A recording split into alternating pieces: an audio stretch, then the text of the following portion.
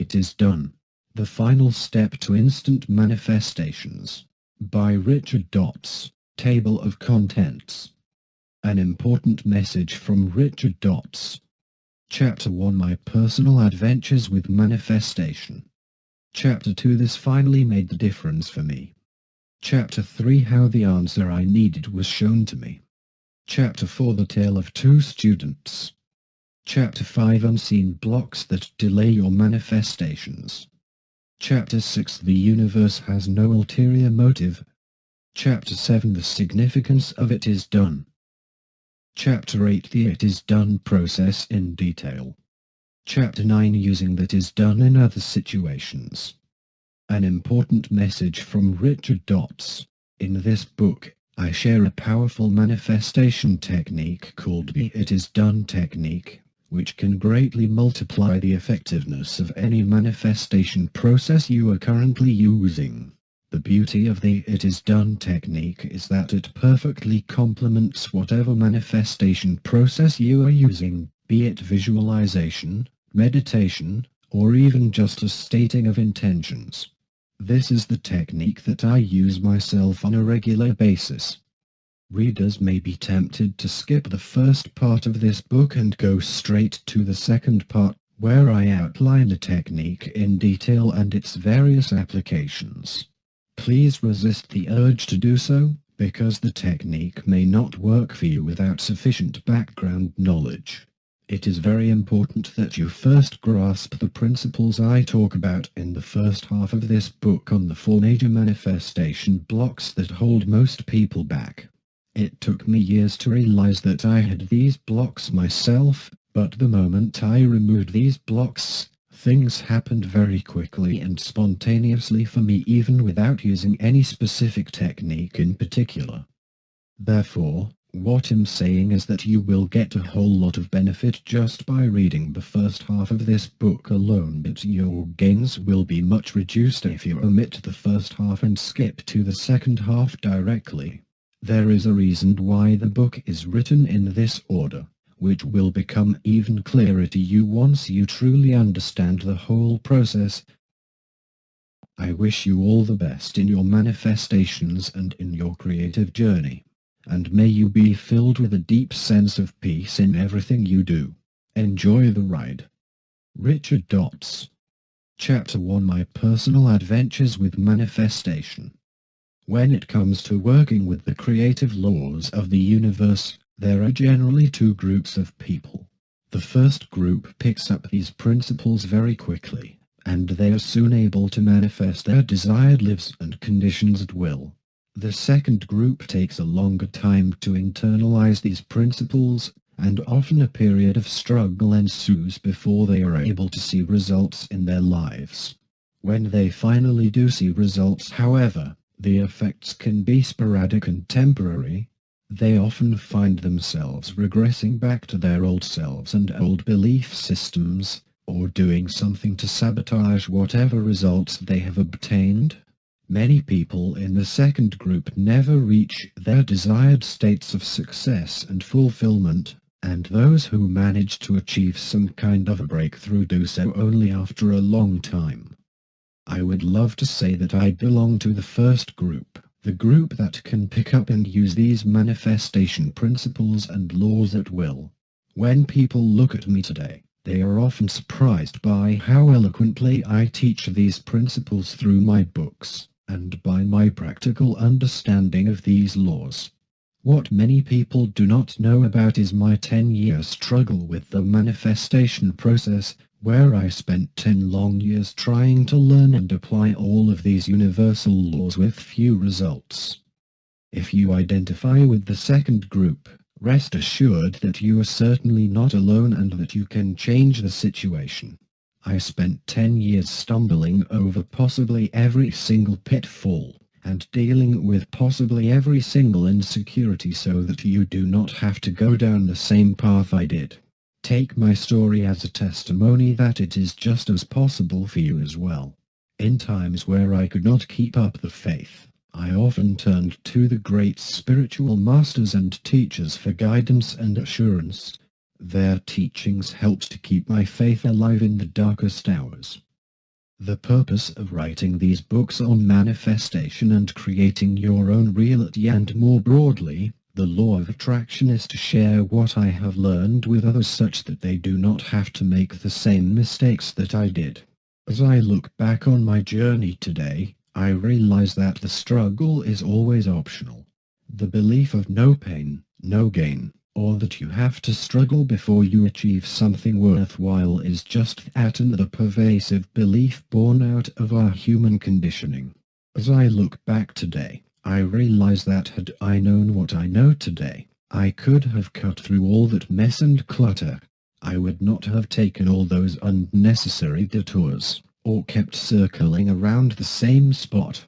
I would have been able to identify all of my self-sabotaging thought patterns, and move beyond them quickly and effortlessly. And yet, if you ask me today whether I would give all of that up, my answer would be a surprising no. Spiritual understanding, once attained, cannot be taken away from you. For some people, spiritual understanding comes through inspiration and through direct knowing, which is the way I tend to receive guidance and nudges nowadays. I just receive them in my awareness, and then go along with the flow. This is the way we have all been made to function, which is to always be guided along what I call the flow of life. For others, spiritual understanding comes through overcoming problems and obstacles, and learning lessons from them. They bang their heads around a problem or life situation for as long as they can, before they finally see the light of it all or the futility of it all. Either way, spiritual enlightenment occurs when they finally learn their lessons. When they finally learn their lesson, the outer circumstances and problems dissolve, because they are no longer needed. Once you have learned what is needed for your evolution, the outer situation changes because you no longer need the situation to be your teacher. Most people have to learn through the second method before they finally learn through the first method. The reason is in the education and conditioning we have received from our youth. We have been taught to be extremely skeptical and wary of anything that spontaneously wells up within us, and only to accept external sources of guidance that can be independently validated and verified.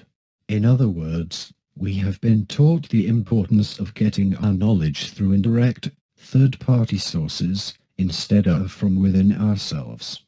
But as I have realized, along with so many others, there is a wellspring of knowledge and intelligence within yourself that far exceeds whatever source of knowledge is on the outside. You can learn to tap into this wellspring for guidance and everlasting abundance. I am often asked why I put so much effort into the study of these universal principles and laws. Another related question is whether it is selfish to focus so much on manifestations, or creating abundance and prosperity. Those who are exposed to these teachings for the first time often feel guilty when the good starts flowing into their lives, and when they see those around them not experiencing it. They can't believe that life is so easy for them. My response is always the same. A greater understanding of these universal principles and laws lets us function in a way in which we are supposed to. It is the only natural way for us. Life is supposed to be easy. Life is supposed to be creative, fun and effortless.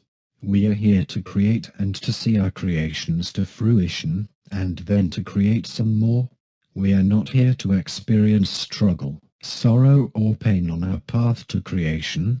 When you realize that life is supposed to be fun, enjoyable and about living up to your highest potential, you'll suddenly become an avid student of these laws, because at their very basis, these universal laws are about just that, living the good life. A good life is a creative life. A good life is an abundant life. A good life is when you're in flow, bouncing happily from one moment to the next, from one achievement to the next. If any problems or obstacles crop up along the way, you deal with them quickly and easily and then go on your way. You do not remain stuck on them, or allow yourself to be hung up by them long after the moment is over. A good life just flows, and is a never-ending series of happy moments. The most effective way I've found to teach others how to have a good life is by not framing my teachings as such. I don't start off by saying, "I'm here to teach you how to lead a good life." That would sound too grandiose and too impossible. So instead I say, "I'm here to teach you how to create and to get the things you want." Now that sounds more possible. It sounds more immediate and achievable. But implicit in that understanding is also a profound truth. When you learn how to create even just one thing at will in your life, you can repeat the process over and over again to create many other things until all of the conditions in your life match up with the desired conditions. Therefore, tapping your powers to create even a single, small thing is a very powerful step along your journey. We have all been gifted with the powers to do so, and my work merely guides you towards doing so. I now look upon my journey as an adventure, because of the many struggles and fun times I've had along the way. Again, I must remind you that the struggles are optional. It does not mean that you have to go through the exact same learning curve I did, just because it was what I went through. Looking back, I now know that I had to go through such a steep learning curve because I had to overcome and undo the training I received from my formal scientific education, as well as the general deep distrust and lack of faith I had in these universal matters. Had I magically been able to remove these two elements of distrust and fear from my life right from the start, I would have been able to achieve what I have 100 times faster. So once again, let me remind you that any struggle is always optional. Your manifestation abilities lie within you. A meaningful way to look at our manifestation and creative powers is as such. All of us have been imbued with these abilities. They are present in each and every individual human being, with no exceptions. However, on top of these abilities lie a lot of weeds and unwanted stuff, things such as our negative conditioning, our negative beliefs, our negative thoughts. All of this unwanted junk is heaped over the treasure below, which is our true manifestation abilities. Most people look at these manifestation abilities as something we have to acquire. That's why they are so concerned about whether they are doing the right thing, or taking the right steps to send their requests for material things to the universe. On the flip side, expensive books/courses/seminars and a whole myriad of self-help products have sprung up, offering to teach individuals how to get as much as they can out of this universal automated telemachine.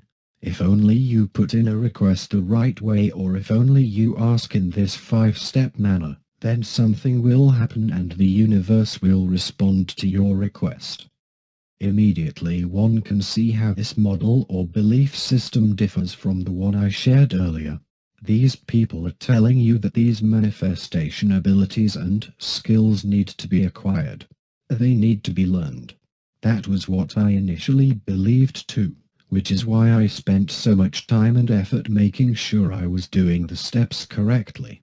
Whenever I read a book, I would worry about whether I was following the instructions properly, and I would keep doing the steps over and over again, just to be sure that the universe out there would get my requests clearly.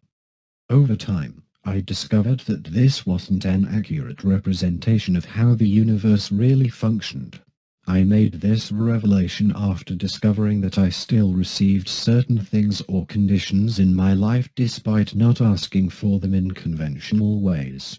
At other times, I did not even need to ask, for the manifestation was preceded by my asking.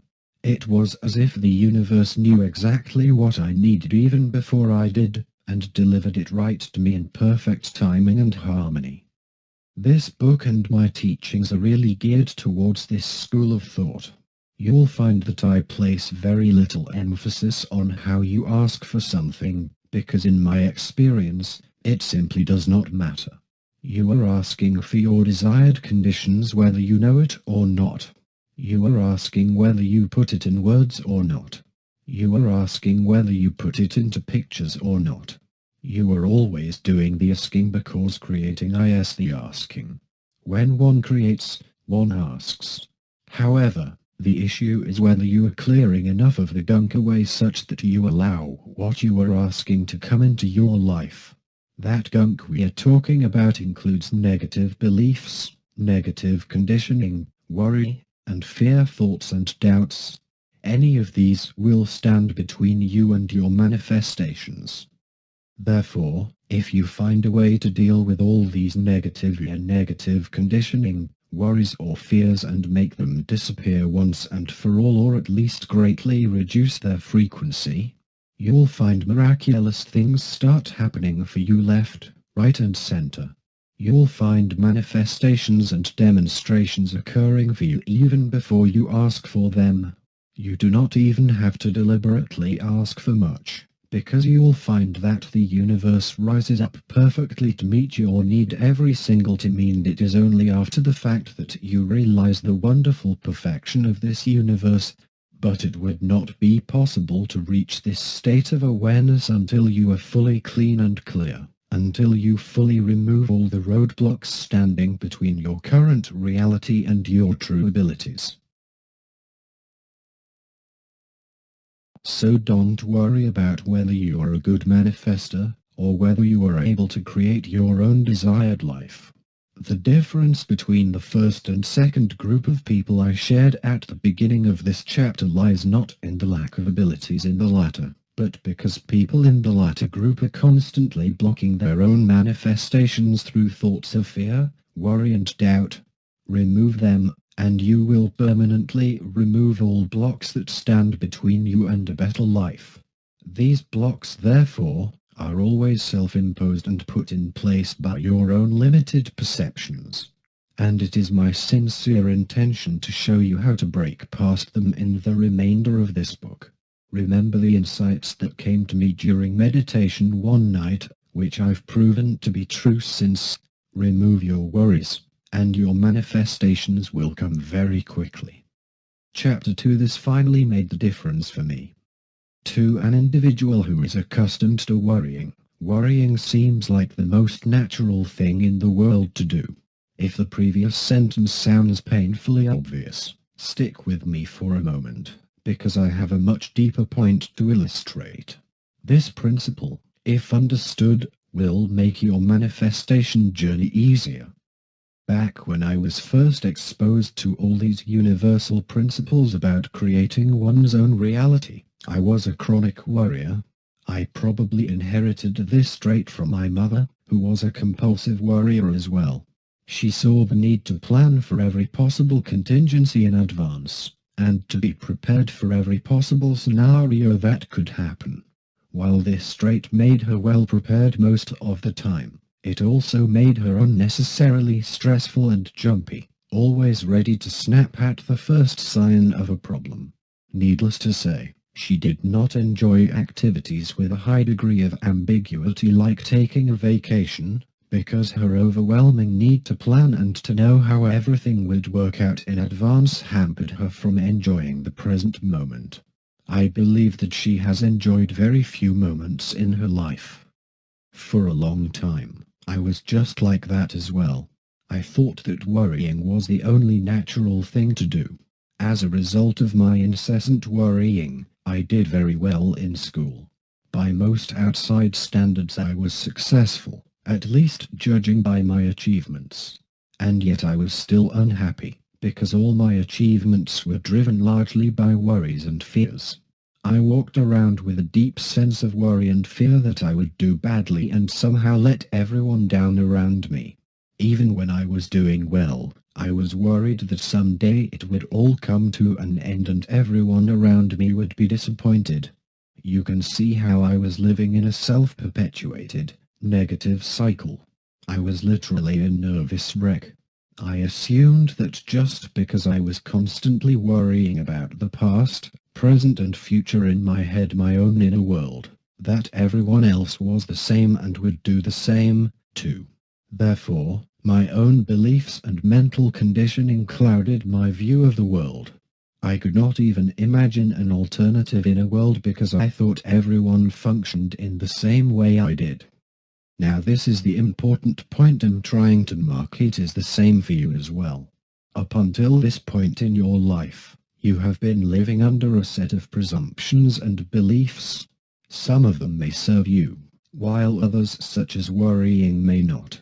Whether these beliefs serve you or otherwise, all of these presumptions and beliefs will seem entirely logical and sound to you at this very moment. They are what you have believed in your entire life. The way you do things in your inner world, your inner state of mind will all seem very natural and familiar to you right now. You cannot even begin to fathom a new way of functioning or operating in this world that is different from what you have always been accustomed to. Since worrying was such a pervasive thing for me, I could not stop myself from doing it. I didn't even know I was constantly worrying, because to me, it felt logical that one had to think about the future and make plans for it. I could not imagine people going through life without worrying about anything. To me, they seemed irresponsible. I now know that many people function in the world with a deep sense of faith and trust in the universe, who are in turn richly provided for by the universe. This, as I have mentioned before in my previous books, is not a sign of naivety or recklessness, but actually one of true spiritual maturity. I am not advocating that we stop caring about the people and things around us. What I am advocating, and what will be clearer as this book progresses, is that there is a difference between being concerned and worried. I am generally a careful person, and when I travel overseas, for example, I am concerned about my safety and well-being.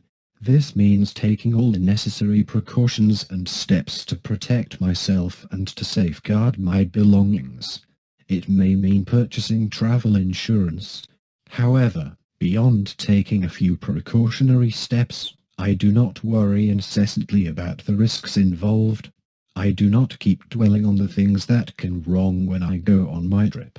I accept that the risks are there, and then let go and trust in the universe. Once we have taken all the steps humanly possible, it is time for us to let go and to let the universe do the rest. The universe cannot possibly do its magic with us intervening all the time. Little did I know that these worrying feelings in general were preventing my manifestations from happening. Therefore, no matter what I did on the outside, visualize, affirm, meditate, use vision boards, write down my intentions, or how many times I performed those actions, my success was only sporadic at best. I mistakenly pinpointed my lack of results on the fact that I lacked the knowledge in this area, or that I was not doing the right stuff or using the right methods. In fact, the real and only problem was my worrying. A worry thought is a counter-intention that effectively focuses all of our energies on the unwanted, and therefore perpetuates the unwanted. The short answer is that if I had found a way to quit worrying back then, I would have solved all of my problems and stumbled upon the secret to manifestation I was trying so hard to find. But I did not find it for another 10 years. Not because I was not smart enough or not trying hard enough, but because I didn't even realize that I was worrying or thinking negative thoughts most of the time. Whenever I read about the detrimental effects of worrying in self-help or spiritual books, such as when a book like this one explained that worrying would delay our manifestations, I found a perfectly good reason to rationalize my behavior away. I reasoned that I wasn't a compulsive worrier, I was, and that I only worried about reasonable or logical stuff. That in itself is a misconception, because any kind of worrying hampers our manifestations, whether they are on the same subject as our desires or otherwise. This means that there is no need to worry specifically about money to keep money away, because any kind of worry produces negative resistance that keeps us away from our good in general. Now you can see why this trap is so difficult to get out of, because it does require that we break free from our current levels of awareness to see beyond it.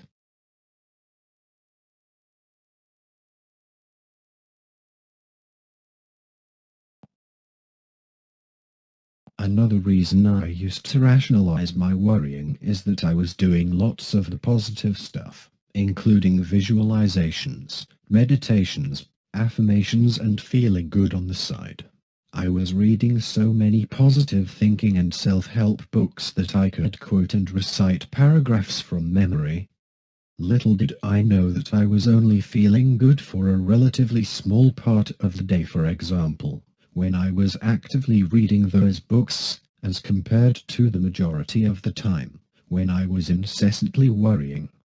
Therefore, I am willing to wager that if manifestations have been slow in coming for you, it is your ongoing thoughts that are blocking them. Most of these thoughts will seem so natural and logical to you that you do not even notice they are there.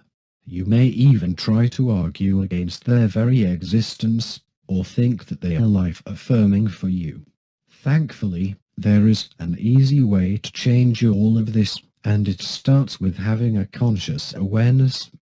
Your current results cannot lie.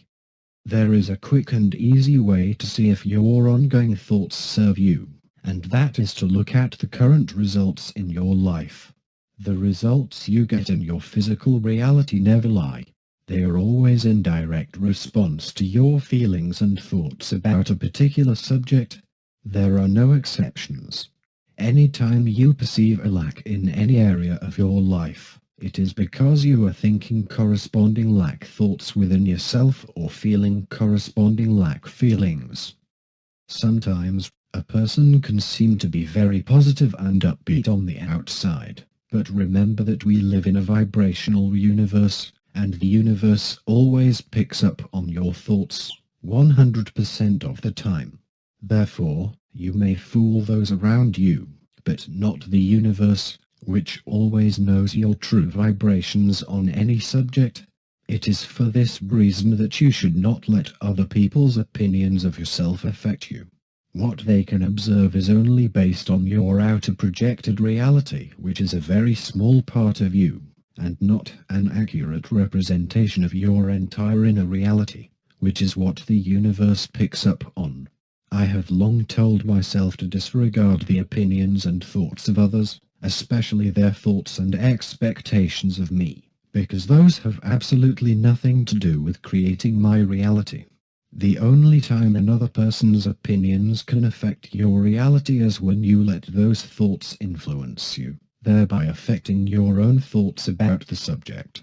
But why take the hard way? Why wait for someone to motivate or demotivate you? Focus on managing your own vibrations, your own feelings, and your own expectations. In a nutshell, that is everything you have to do to create your own reality, and nothing else matters. Here's the secret: if there ever was one, you can change your thoughts and feelings in an instant. You can go from lackful and limited thinking in one instant, to abundant and prosperous thinking the next. Nothing and no one out there is stopping you from doing so. But there is an additional step required, and that is to remain there in this new state of consciousness. You need to stay there and immerse yourself in the new reality you have chosen for yourself. The purpose of this whole book and the next few chapters is to teach you how to do so. It is not enough to stay in this new reality that you have chosen for just sporadic and short periods of time throughout the day, and then revert back to fear-based thinking for most of the time. Once you have managed to shift yourself into this new state of awareness and consciousness, you need to make sure that you stay there for as long as possible. This is the only secret, and perhaps the only requirement to making the whole thing work.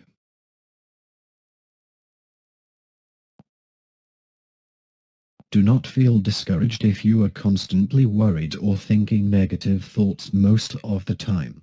As I mentioned earlier, the first step you need to take is to develop an awareness of the issue. By reading this book, You are bringing this issue to your attention and thus to your conscious awareness.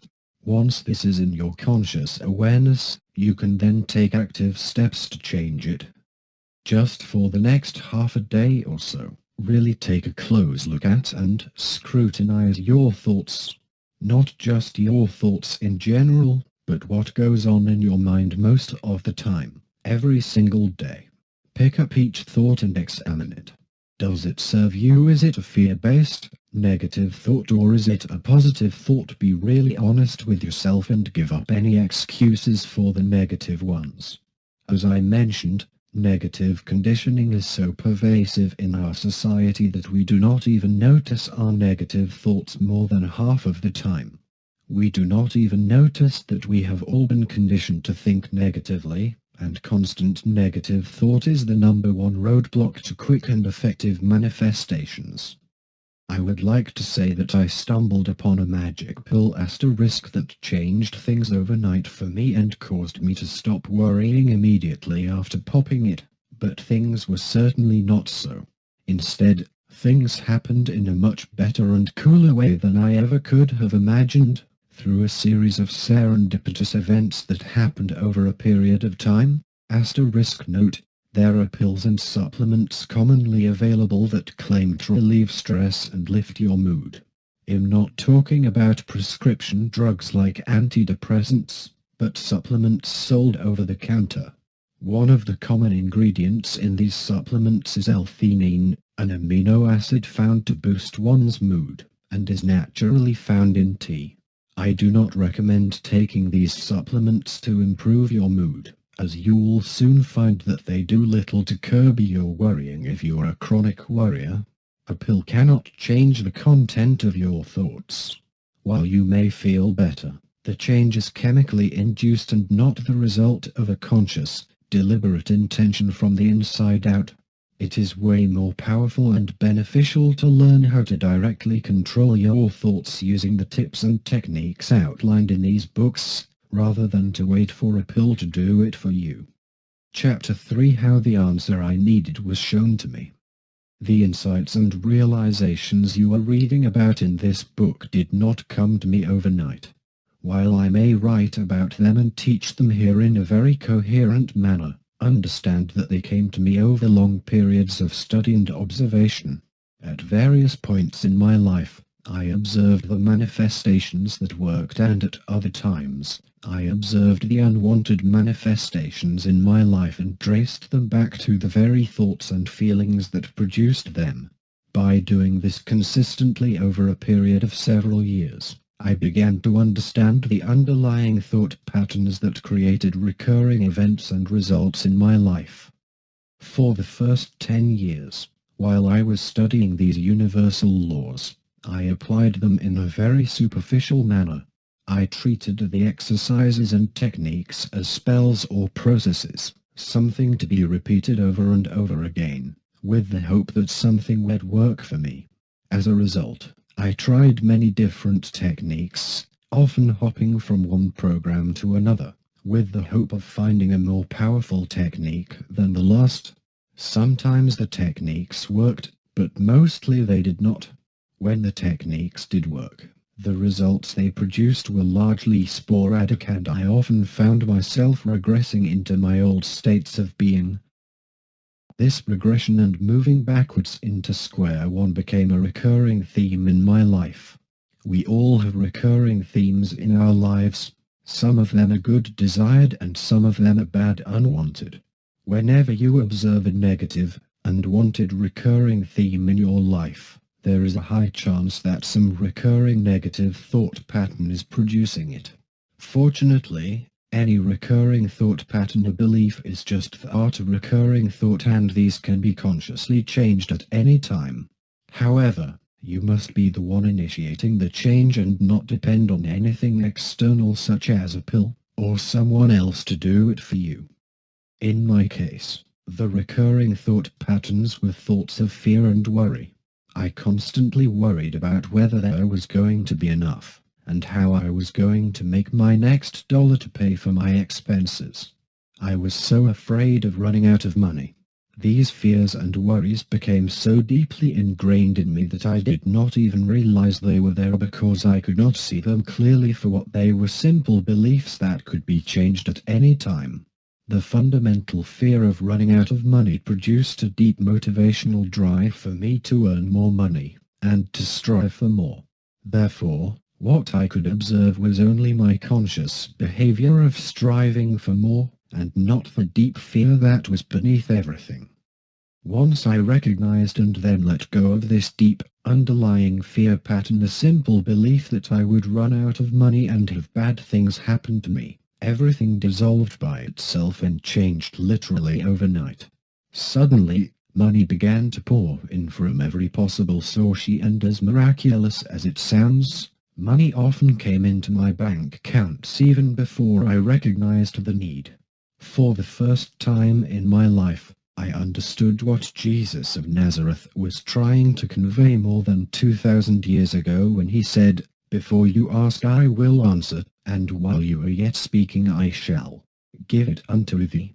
Again, I am making a biblical reference here because it is the most familiar and most easily accessible text for most readers, but you will find ancient masters across other spiritual traditions saying essentially the same thing. Before you ask, it shall be given. Just the other day, I accepted a project that paid a certain sum of money. Not long after receiving the payment, I realized that the payment covered the exact sum of money needed for a magazine subscription I was planning to purchase for quite some time, essentially making my subscription free.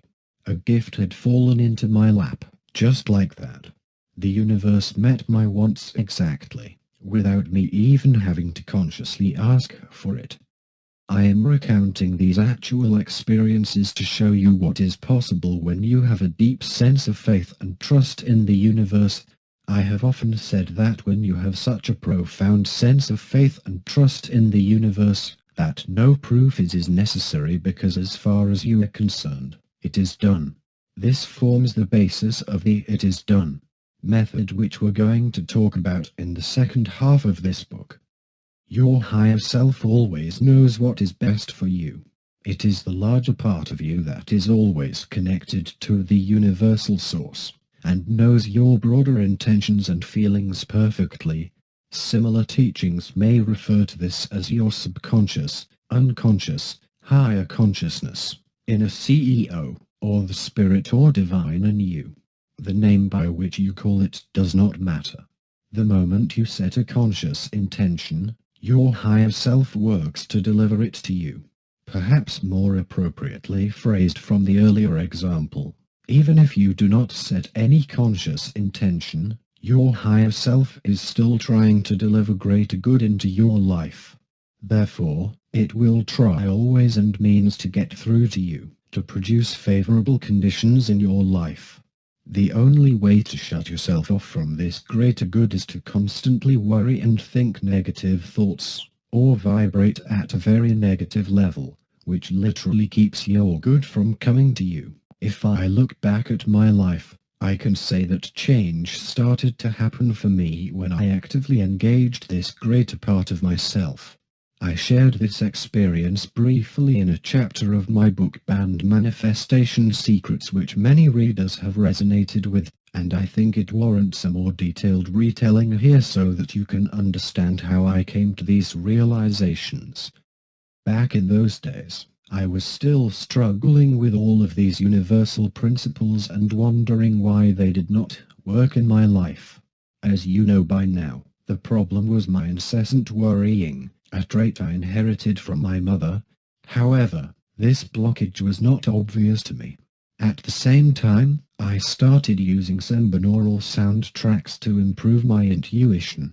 I reasoned logically at that time that if I could improve my intuition, I could perhaps find a way to manifest the things I wanted in my life. Well, things did not turn out exactly the way I envisioned. Remember that the universe always has higher and better plans for us. Instead, things turned out even better than I had envisioned. Within a short period of listening to the binaural soundtracks, a book title started popping into my head. This was a strange occurrence for me, as it had never happened before. In fact, I did not even know it was a book title until after I checked it out on Amazon. But this string of words started popping into my conscious awareness at around the same time I was listening to the binaural tapes, and they were, How to Stop Worrying and Start Living. If you do a search on Amazon.com, you'll find that it is the title of a best-selling book by the great Dale Carnegie, who also wrote the classic How to Win Friends and Influence People. While I tell this story in my own best-selling book Band Manifestation Secrets, I did not reveal the book title I had received, which led to a string of emails from curious readers. Hopefully now the curiosity can be put to rest. What I am trying to convey here is not the fact that you will suddenly receive book titles out of the blue, or that you should listen to binaural beats like I did. Everyone's path is different, and the way something unfolds for you will be different from everyone else. Therefore, it is not usually useful to directly emulate or copy someone else's path. What you can do, however, is to see how these principles can be applied perhaps in a slightly different way in your own life. If you feel inspired to check it out, the binaural beats that I use and recommend for boosting intuition are from Mrama Institute. More information available at www.bandedmanifestationsecrets.com/intuition. The universe always knows the best way to reach you. I believe the universe, my own higher self, was sending that title to me because it already knew what the cause of my blockage was. The cause of my problem of not being able to manifest desired results in my life was due to excessive worrying. And this was the universe's way of getting through to me. The universe will have other ways to get through to you. It may or may not be a book title, and you may even receive a more direct revelation. I often joke that a book title was given to me because I love to read, and it was the most harmonious way in which the message could have received my attention. On the other hand, I am not a fan of movies. I watch perhaps one movie per year, and had a movie title been given to me instead, I would have missed out on the cue completely.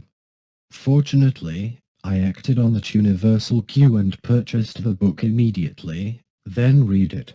I also mentioned in Band Manifestation Secrets that had I walked past this book on my own at the bookstore, I would have ignored it completely. This is because to my conscious, reasoning self, I had absolutely no idea that the root cause of my problem was worrying. I would not have put two and two together and connected the dots between my lack of manifestation results and my incessant worrying. And yet, the universe knew this all along and got through to me at just the right opportune moment. Did things change overnight after I started reading the book? I would love to say it was a drastic change, but really, the changes happened gradually. As I started to read the book, it was a thick book, I began to see the folly of worrying, and gradually that part of me started to fall away. It is interesting to note that the book does not talk about manifestations at all. It is not mentioned anywhere in the book that it will help you with your manifestations, or that it will help you in applying the law of attraction. The book was written long before the current self-help movement, and was supposed to be a pragmatic book for working professionals. Yet the message was just what I needed. It contained the right and last piece of the puzzle for me. Over the next few weeks and months, I read and reread the book. I even purchased the audiobook version so I could listen to it in the car. The book inspired and moved me greatly, so much so that I was in tears at several points while listening to the audio version of the book. As a result, something within me shifted so fundamentally that it allowed me to live these techniques beautifully, as we are meant to. So once again, I have to reiterate that in describing these experiences, I am using various aspects of my own experience to illustrate certain universal laws and principles. Things may not happen in the same way for you. Instead, They may happen in an even better and more beautiful way that is unique and just right for you. Therefore, it is important to remain open to all possibilities, for you never know how the universe can deliver something to you. It may only be after the fact that you realize you have been given a truly precious gift from your higher self. As I started practicing the techniques in the book in order to deal with my worries, I found that manifestations happened consistently. Things which I wanted so badly for the past few years started happening spontaneously, often with very little effort on my part. Things started moving along with a newfound sense of speed and momentum. At the beginning, I still could not connect the dots, but it was only after experiencing all the fascinating results that I finally saw a direct linkage between my level of negative thoughts and the results in my life. I had finally come full circle into the desired life I have always been looking for, and it is now my intention to teach exactly the same principles to you. Chapter 4: The Tale of Two Students. Throughout my life, I have freely shared these manifestation principles and techniques with various individuals who have asked me about them. Some of those with whom I've shared these techniques took to them immediately, and started creating changes very quickly in their own lives. Others struggled with these techniques and tried hard to apply them in their lives, but were frustrated with the lack of results. I estimate that out of all the people I have shared it with on a one-to-one basis over the years, only a handful of them really got it, while the remaining gave up and never tried again after a few initial failures. Because I've had the luxury of interacting with the people I've shared these techniques with, I have gained an intimate, first-hand understanding as to why these techniques may work so beautifully for some, and yet provide no results for others. Sometimes, the process of helping others understand these techniques has brought me to a new level of clarity, revealing new insights for myself. This is something I am always appreciative of. I often tell others that there isn't really a comprehensive book of universal principles we can just find in the library and instantly gain access to all this esoteric knowledge. Because universal laws and principles are not easily observable, the application of these techniques certainly requires some clarification, especially for a new student. The most notable example of someone who has successfully applied these techniques within a short time is that of my friend Mark. Within a short time of learning these techniques, Mark managed to double his monthly income to a 5-figure sum.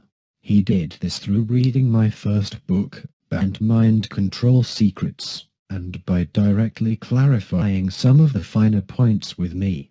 Within 3 months, he also had many miraculous manifestations happen for him in his life, such as his immediate family members winning top prizes in the lottery twice, and other serendipitous manifestations.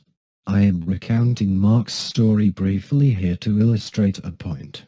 First, the universe does not care how long you have been studying these principles for.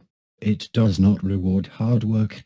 Instead, all the universe cares about is whether you have done the required inner work to achieve an inner state of mind conducive to manifestations. This is also the reason why there truly is no delay between the time you set an intention for something and the time it manifests in your life. If you are able to let go of all your resistance, fears and worries, then results will occur instantly for you as quickly as you can allow them. This was certainly the case for my good friend, Mark. In his case, he did not have to go through a long period of studying and clarification like I did. While I read over 100 books a year on this subject and constantly try to improve my understanding of these universal laws, Mark was able to bring himself to a completely trusting inner state and to focus so strongly on his desires to the exclusion of everything else, that things happened really quickly for him. Therefore, manifestations are not conditional on how much you know, or how badly you want something. The sole criterion used by the universe is whether you are in alignment or not. Anytime you worry about when or how something is coming to you, you're out of alignment. The first reason why things happened so quickly for my friend Mark is that he has a cheery and optimistic personality. He is an individual who is sporting and adventurous, and never shies away from trying new things in life. Therefore, when I suggested a series of manifestation exercises and practices for him to follow, he took to them immediately and started following my instructions without objection. On the other hand, some of the other friends I've worked with tended to be a little more skeptical. They wanted to know why we did something, or how it could help them before they were willing to do it. While it helps to achieve a particular level of intellectual understanding, no amount of reasoning can substitute for the actual experience. For example, I have always read and even intellectually accepted that worrying is not conducive to manifestations occurring in our lives. Yet I still found a way to rationalize it because I had never experienced or lived this principle for myself. My understanding of it was based on a textbook theoretical understanding. The second reason why things happened quickly for Mark is the way he dealt with his own resistance, worries and fears. Any new student of these creative principles will certainly experience moments of fear and self-doubt. They are absolutely normal and to be expected. However, how you handle these fears, worries, and self-doubt makes a huge difference in your results. Do you allow them to run wild and completely overrule you, or do you manage your worries and put them aside just for a moment? In the case of my friend Mark, he handled his initial lack of faith in these principles by placing his trust in me, and by observing me.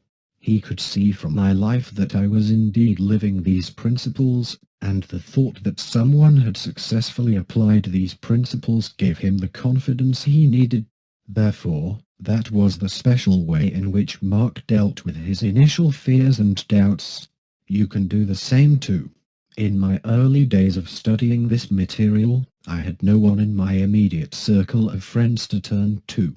I didn't dare speak about the fact that I was interested in manifestation and these related subjects. Therefore, I kept my faith by reading books about this subject, and by drawing inspiration from the teachers who were successfully living these principles. It is advisable to find a close friend who is completely in agreement with you on this matter, and to practice these spiritual creative techniques together. Bear in mind that both of you have to make a 100% commitment to putting these principles into action, to share success stories with one another and to encourage each other in times of doubt. It can be difficult to find a partner or mentor who may do this with you. As I write this, I have yet to find someone apart from Mark, whom I can freely share this material with. But your creative journey will be fruitful if you can find a partner to do this work with. The third most important point is that Mark followed my instructions to keep this work away from other people. No one else has to know that you are doing the work except you. He did not tell anyone, including his partner. It is not necessary to tell anyone else, so resist the urge to do so. It can be tempting at times to tell your family or friends about your manifestations or success stories, but that is seldom a good idea. Most people do not have an understanding of these universal laws, and telling them about your manifestations may stir up unwanted emotions or feelings within them. Furthermore, they may try to convince you that it is just a coincidence, and that things would have happened anyway. This is the number one excuse which new students often use to rationalize their early successes. They often say, "It would have happened anyway." Once you start falling into this "it would have happened anyway" trap, you'll lose the much-needed faith in the process. When Mark had a string of successes in the beginning, I constantly encouraged him and told him that they were the direct result of these new techniques he was applying in his life. Since we frequently discussed this material, I could help him understand that none of these good things had happened to him in his life until he set conscious intentions and started practicing these techniques. Therefore, it helped him strengthen his faith and belief in these universal principles. Even for a seasoned practitioner of the material like me, there were times when I felt tempted to dismiss certain events in my life as mere coincidences. But then I took a closer look at my life and observed when certain events happened. For example, take the fact that I received a phone call from an old client right out of the blue just 2 weeks after I set a conscious intention to increase my income. These incidents make me realize that nothing in life happens by accident, and that everything happens in direct response to our thoughts and feelings in every moment. Having discussed the case of a successful student of this material, let's now talk about another friend of mine who did not have success applying this same material. In both cases, I taught the exact same material to both parties. Let's call him J. The truth is that there is a bit of J in everyone. Everyone has their own periods of fear and self-doubt which can stretch over a period of a few years. I write about these experiences in my book What to Do When You Are Stuck. That was the period in my life when I was reading self-help book after self-help book to no avail. I felt that nothing was flowing into my life, and nothing I tried seemed to work. I realize today that I am exactly the same person I was back then, except that I have a completely new perspective on things now. My mindset has changed. My inner state has changed, and as a result, my outer reality is completely different. Jay was also very interested in these manifestation techniques, and he wanted to use them to manifest a new car and more money. However, Jay was also very skeptical and deeply rooted in reason. Deep down inside, he could not believe that he could get something for nothing. He operated with a sense of distrust about the world and with other people. He wanted to see the path through which something could happen for him. Therefore, when he asked for a new car, he wanted to see how the car would come to him, or how he could somehow earn enough money to buy the car. Wanting to know the how is a recipe for disappointment, because if you know all the hows, you would have done it already, and there would be no need to ask the universe at all. Another recipe for disappointment is to specify how something should come to you, without really believing that it is possible. For example, Jay wanted to buy a very expensive sports car, and the how he specified was that he would earn a certain amount of money needed to buy that car. However, he had not yet convinced himself that it was possible to earn that amount of money. Therefore, he had two trust issues to deal with. First, whether to trust that these universal laws could work, and second, whether to trust that he could indeed earn that kind of money.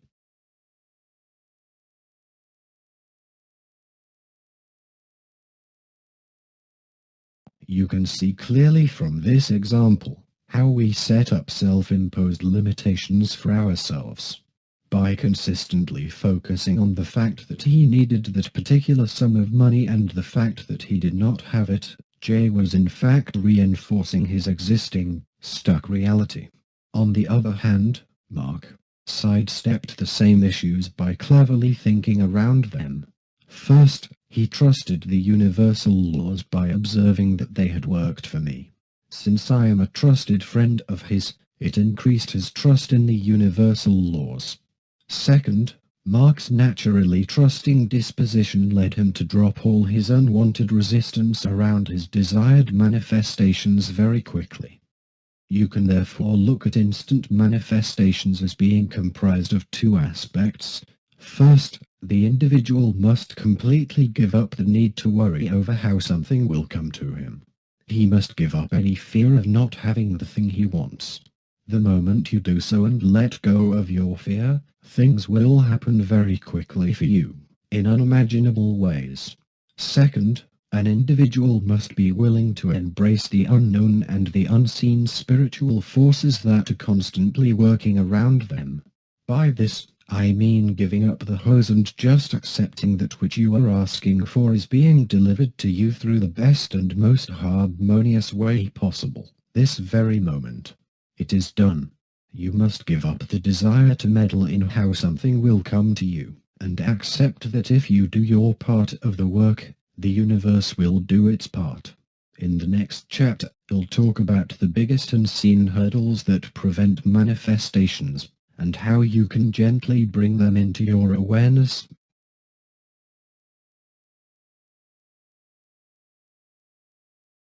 Chapter 5: Unseen Blocks that Delay Your Manifestations. There are two kinds of blocks that delay your manifestations. The first kind is specific, and the second kind is more general. To be an effective creator and manifester, you need to eliminate both types of blocks from your life. When I use the word block, I am generally referring to resistance, unwanted feelings or thoughts that block your manifestations. Anything that delays or blocks your good from coming to you is considered a hurdle.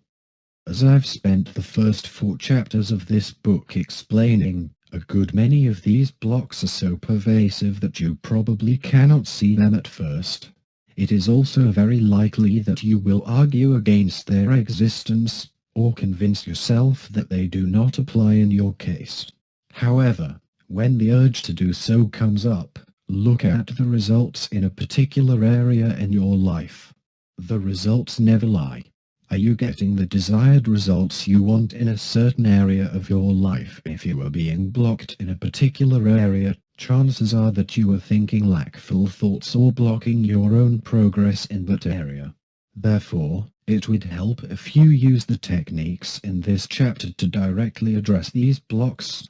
Everyone has the ability to create and manifest, without exception. However, those who are effective creators and manifestors have found ways to dissolve these blocks in such a way that their manifestative powers can shine through. Dealing with general something will go wrong fears. The first type of block I'll discuss here is general fear.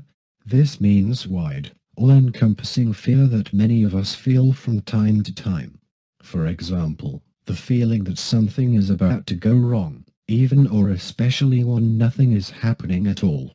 These spontaneous worries are the result of long periods of negative conditioning we have received, causing us to automatically worry that something is wrong when things go too well for us.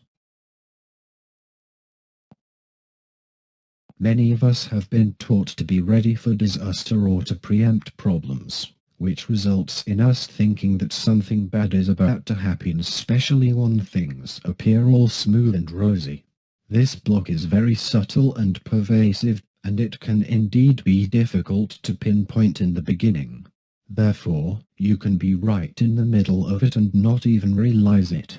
I remember falling into this trap during my early days, when I thought that life was supposed to be a series of problems. You can imagine that I was often on the lookout for potential problems to prevent or solve, and I found a lot of them in those days. Nowadays, I believe that life is a series of magical and miraculous moments, where good things happen to us frequently, and it's what I find most of the time. I'm still the same person on the outside, but my inner state has changed so completely that those around me have picked up on this complete change. The first step in dissolving this block is to gently bring that into your awareness. Ask yourself whether you sometimes worry when things are going too well, or whether you secretly wonder when things are going to finally go wrong. Catch yourself when you have such thoughts and examine them. You'll realize that these worry or fear thoughts are completely illogical, and are grounded in past fears instead of solid facts. Why should things going well be an indication of problems to come? That's certainly an illogical assumption, and one rooted in the belief that we are not good enough or not deserving enough for all of this good in our lives. The way to turn this self-sabotaging form of thinking around is easy. Each time you catch yourself wondering when the good times will end, or when something bad will happen, gently acknowledge the thought and reverse it. Tell yourself that the opposite is just as true. More good things can happen to me at any time. Or, I can't wait to receive the good that is on its way to me. Or there is no limit to the good that I can experience. This immediately releases the worry thoughts without you engaging in them at all. Focus on doing this each time general fear thoughts crop up, and you will soon find that they don't occur as frequently for you, because you have gently let them go. How to deal with an incessant need to worry. Now that we have dealt with this general fear of things going wrong, let's discuss more specific emotions and negative feelings that can delay your manifestations. The first, which we have spent much of this book discussing, is that of worrying. I've explained that worrying affects your manifestations because it causes you to dwell on and spend lots of time on thinking about unwanted outcomes. Worry is essentially the act of thinking about various ways things can go wrong, and conjuring up images of various unwanted outcomes in our minds. When we worry, our imaginations often go into overdrive, and as a result, we vividly feel the negative emotions and feelings that go along with the unwanted scenarios we are worrying about. Realize that worrying is actually a very effective visualization session, just that it is a form of negative visualization. You are literally using all of your creative energies and putting them into creating an outcome which you do not want. Therefore, nothing good can ever come out of worrying, and I encourage you to set an intention to drop the habit immediately. Realizing that worrying is an effective form of visualization will probably do the trick for most people. It certainly did the trick for me.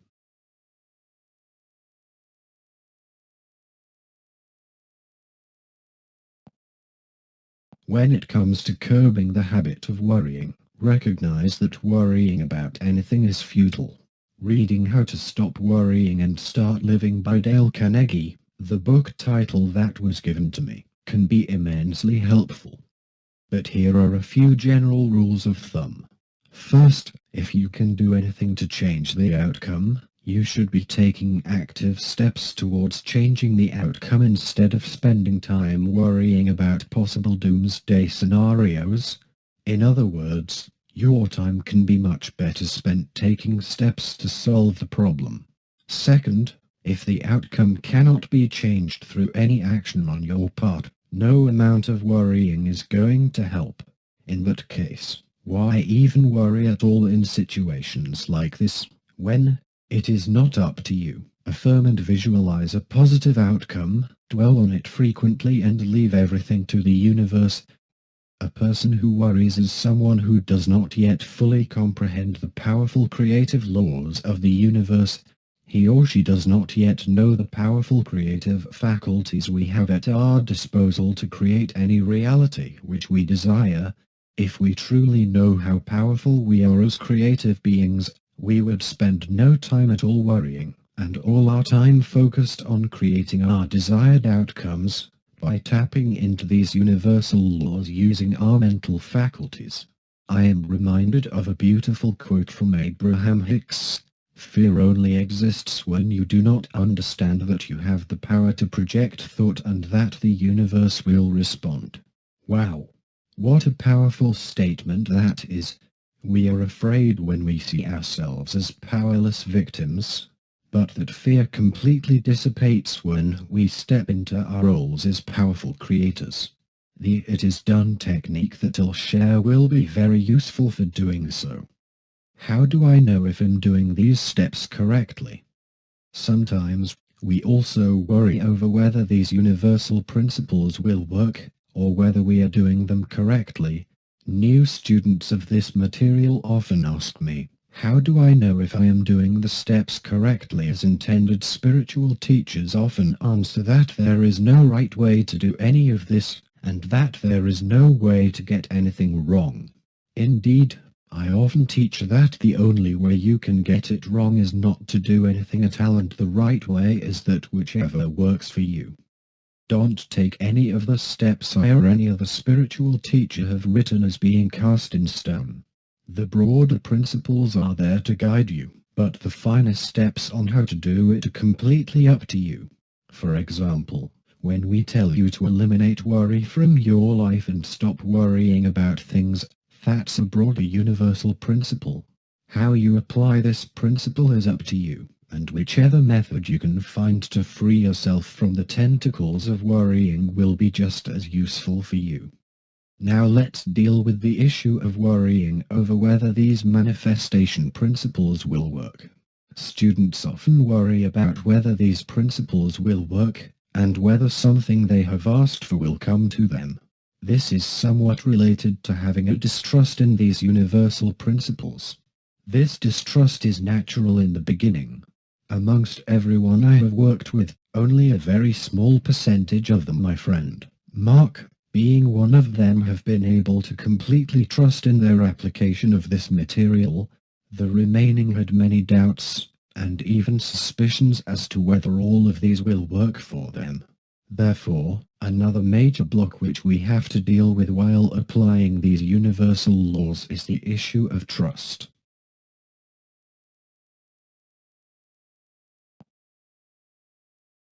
Again, distrust is the result of long periods of negative conditioning, where we have been taught not to be so trusting of others, and to be wary of things that appear too good to be true. Realize that this way of functioning in the world stems from lackful or limited thinking along these lines.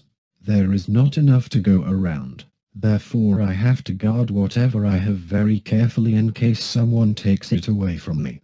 I can't help but think back to the perfect example of a newborn baby, who just trusts that everyone will take good care of it and all its needs will be met. As a result, universal force often acts through those around the baby to ensure that this is so. Have you ever observed how the parents and those around a baby are willing to do anything for the baby, even if it means laying down their own lives to protect the infant in times of danger? There is a powerful, universal force that compels us to act in this manner. Thus is the divine that flows through us. The same force that brings all of your good to you, orchestrates and organizes every single little detail in the universe. If it can happen for the little baby, why can't it happen for the rest of us? Begin to trust in these universal laws a little more, one bit at a time. Observing how a baby is so trusting and peaceful is often a good spiritual exercise. The next time you are around a baby, observe how universal forces rally all the adults around the baby to provide for it. You will even feel a sudden, gentle impulse to cuddle, love and protect the baby yourself. You may call this instinct or behavior that is hardwired, but it is really our fundamental universal forces at work. These forces are powerful, and are the same forces that will bring your manifestations to you. People often tell me that we live in a dangerous world, and that we should not be so trusting of others. Since placing my complete trust in these universal laws, no harm has befallen me, because my consciousness simply does not allow such a possibility. I do not even dwell in a moment, or on the possibility of anything bad or untoward happening to me. As a result, I am safe, happy and well protected at all times in my life. People who are distrustful often believe that others are out to harm them in some way or another, or that they have to protect themselves from external dangers.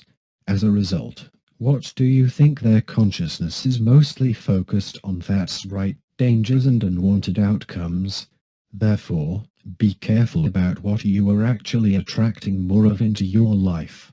You may think that you want to stay safe and protected, when in actual fact your focus may be on just the opposite, things that you do not want to have happen to you.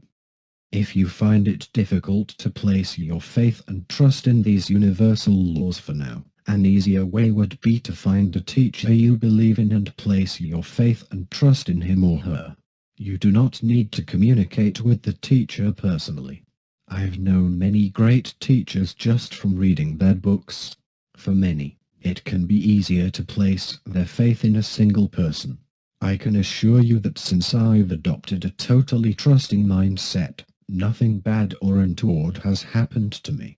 Instead, my life has blossomed to even greater levels, and I find myself divinely provided for and protected in the most amazing of circumstances. Sometimes I look back and realize that something bad could have happened to me, but I just sidestepped the issue completely through divine timing. Once again, if your vibrations are nowhere near those of negative events and circumstances, then negative events and circumstances have no way of happening to you, no matter how physically near them you may be. Therefore, the choice of which reality you wish to participate in at any moment is always up to you.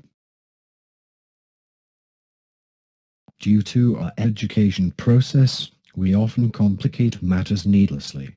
For example, the number one objection people often have is, "It can't be this simple.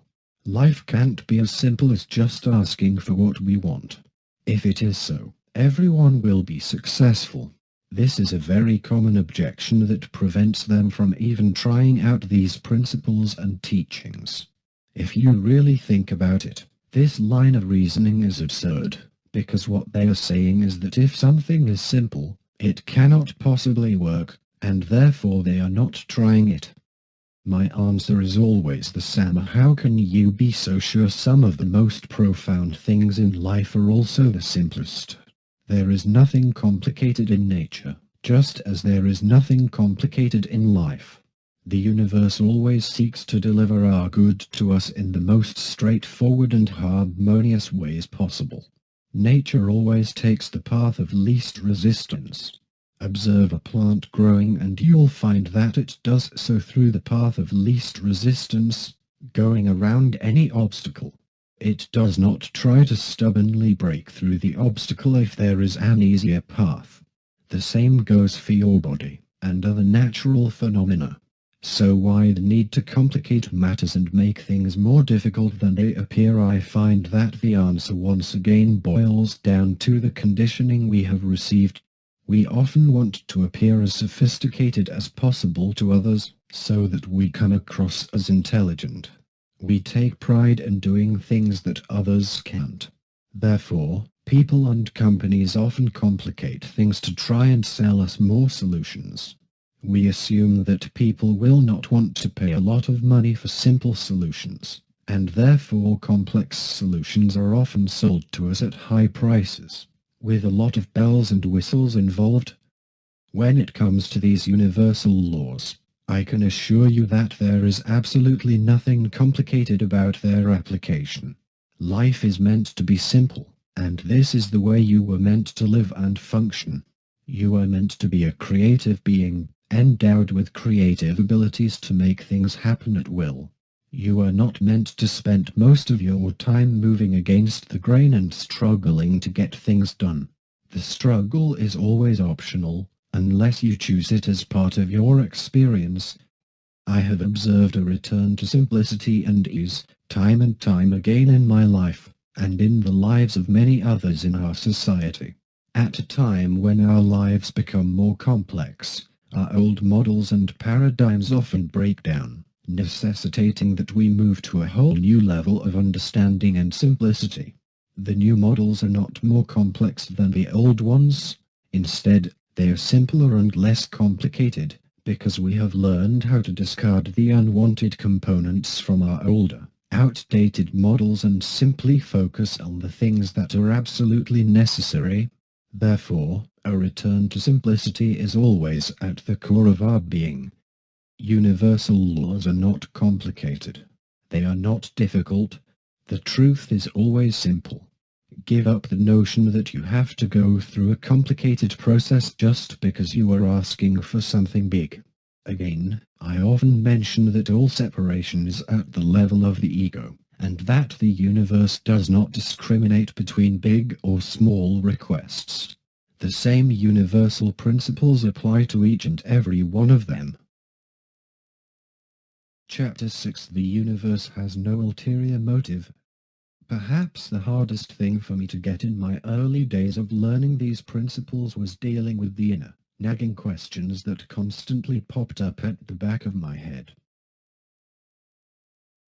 What is the catch? Why does everything sound so simple and easy? Is that all I have to do? Why is the universe so kind? I recognize today that these questions arose from my lackful and limited thinking, and were a direct reflection of the negative conditioning I had received all my life. The questions we spontaneously ask reflect our levels of consciousness. This is the same one learning any new subject. As a teacher of various subjects, I observe in my classes that a beginning student tends to ask beginner questions that a more advanced student may find silly or stupid. But do not dismiss these beginner questions, for they are absolutely essential in the learning process. Instead, see them as the stepping stones that they are. These questions are there to help and guide you toward higher levels of consciousness. They reveal the fallacies in our understanding, which can then be corrected. Looking at the questions we ask ourselves throughout the day gives us an idea of our current level of consciousness. A fearful person is constantly asking fear-based questions. The lackful individual is constantly asking lack-based questions, e.g., how do I get enough? And the abundant individual is always asking abundant questions, e.g., why am I so rich and how can I put it to good use? Anthony Robbins is famous for his saying that the quality of your life depends on the quality of questions that you ask. This statement is certainly true. Questions focus our attention and move us in the direction we want to go. By asking a properly phrased question, we direct our attention and focus to either wanted or unwanted outcomes. However, this saying also presupposes that we can change the questions we ask at will. In actual fact, the behind-the-scenes process is much more complicated than that. The questions that we ask reflect our existing levels of consciousness and belief, and changing the questions that we ask requires that we elevate ourselves to higher levels of consciousness. One question a new student of this material may have is, are things really so simple? Does the universe have an ulterior motive? Let's put this issue to rest once and for all. After years of being on the spiritual path, and trying out all these universal principles for myself, I have come to realize that no, the universe does not have any ulterior motive. There are no dark forces out there trying to coerce us into doing things we do not want to do, or into wanting certain bad things to happen to us. There are no beings out there trying to gain control over us.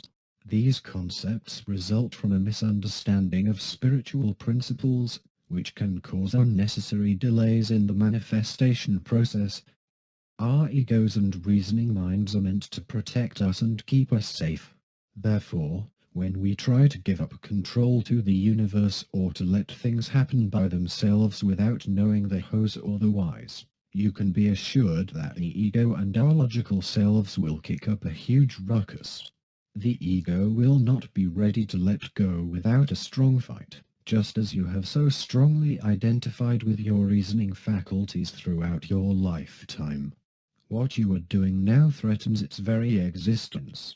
As such, when you first learn this material or try any manifestation techniques, your logical mind will attempt to persuade and convince you, oftentimes very convincingly, that all this is a bunch of hogwash, that it is too good to be true, or that if things were so simple, everyone would be millionaires already.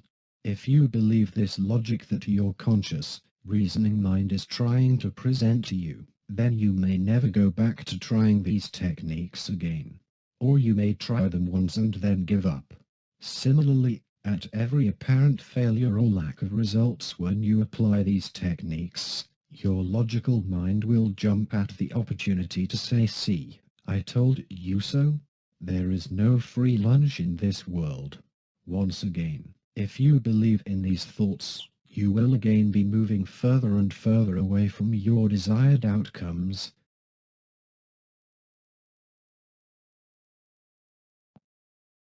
When you adopt a new level of spiritual understanding, such negative thoughts cease to be an issue in your mind. Notice that every problem, is really a problem first in your mind.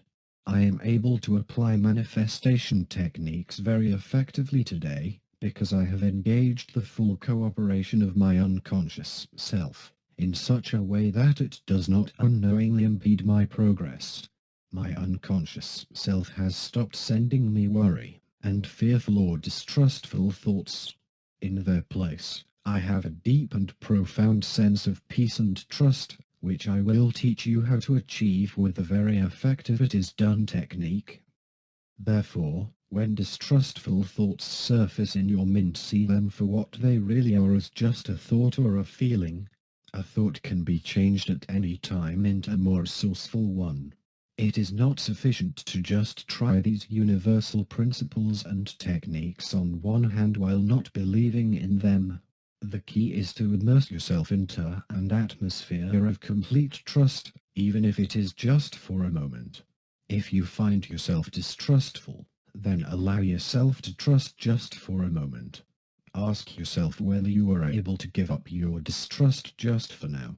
You can always go back to your logical, reasoning self afterwards.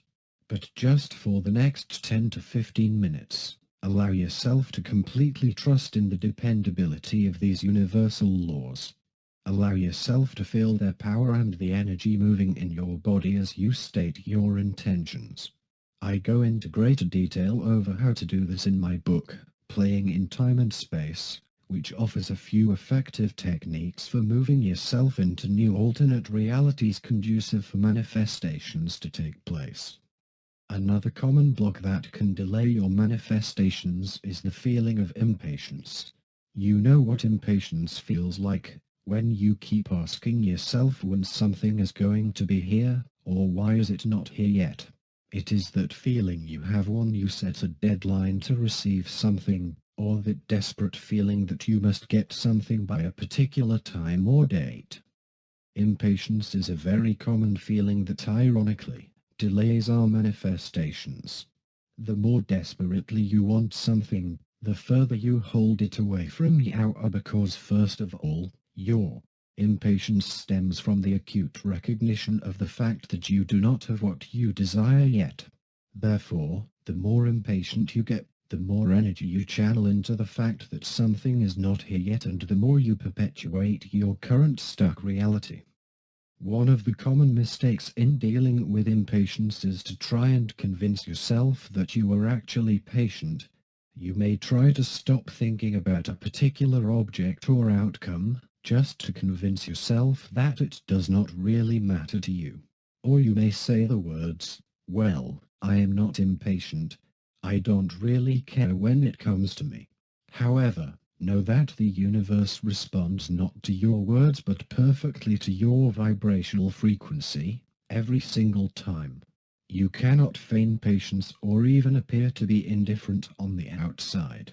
You have to truly feel it on the inside. I know, because I once used all these ploys in an attempt to convince myself that I was not impatient, when in actual fact I was highly concerned over when my manifestations were appearing. I was at the point of desperation. Know that because the universe is picking up on everything so perfectly all of the time, that you cannot hide your true feelings from the universe. Therefore, the only option left is to really let go of any impatience. Understanding the reasons behind your impatience can be a great help. Why are we impatient in the first place? If you really examine the reasons for your impatience, it can boil down to the same few. First, we are impatient because we think something should be here by a particular date, and it has not arrived yet. In setting a deadline, we are imposing a how on the universe. We are dictating when it should come to us.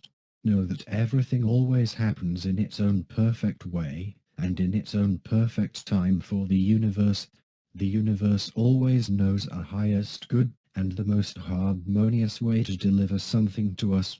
Therefore, how can you be so sure that the timeline you have dictated is what is best for you? You may think you need something, perhaps a certain sum of money urgently, but the universe always has better plans for you. Maybe circumstances will change in such a way that you do not need that sum of money after all, as it has happened to me more than once, or that you may not even need money at all to get the thing done, as has also happened to me, again more than once. These things have happened so frequently that I now completely give up any control of how something is going to happen in my life. I can't tell you how much unnecessary struggle I have dealt with, trying to dictate that the universe deliver a particular sum of money to me at a particular date, in order to fulfill a particular need I have identified. But going into such great detail is doing things the hard way. I once visualized over and over again that the universe would deliver a sum of money to me so that I could make a particular trip. It turned out that circumstances changed and I did not even need to make the trip at all. So be very open to all possibilities. Anytime you are feeling impatient, ask yourself whether you are restricting your possibilities.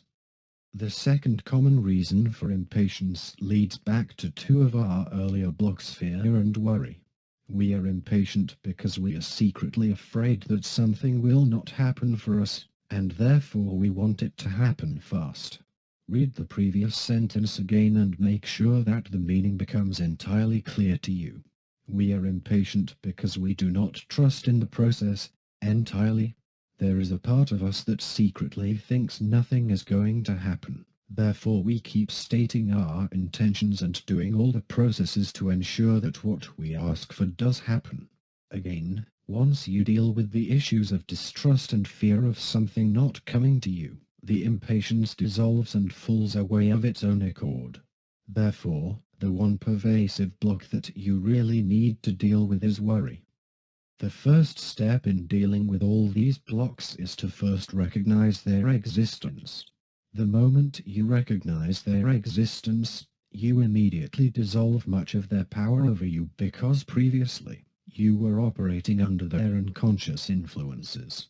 But now, your power of awareness makes it easier for you to sidestep them. Think back to the earlier story about my friend Mark, who picked up these manifestation techniques very quickly and easily, despite not having engaged in a long and intense study of this material. One main reason is because Mark started his journey without having to deal with the blocks of worry, impatience, distrust or fear. Whenever any of these feelings came up for him, he was able to handle them effectively because I had already forewarned him about them, and I had also told him to expect them. Perhaps unfortunately, this is where many other manifestation books and techniques often fall short. They are so focused on the actual techniques, steps and processes that no adequate mention is given to the fact that you do need to remove the four major blocks of worry, impatience, distrust and fear before your manifestations start to appear. The converse is also true. The moment you properly deal with and release worry, impatience, distrust and fear from your life, then it does not matter what manifestation technique or process you use. In fact, you don't even have to ask much at all, because then, good things that are aligned with your highest desires will start happening spontaneously in your life. Since the universe always picks up on all your feelings and vibrations perfectly, doesn't it make perfect sense that it also picks up on your desires and delivers them to you in the smoothest way possible? But it can only do so if you give up your habits of worrying and feeling impatient, or feeling distrustful or fearful. Your manifestation success will be in direct proportion to your ability to give up these blocks.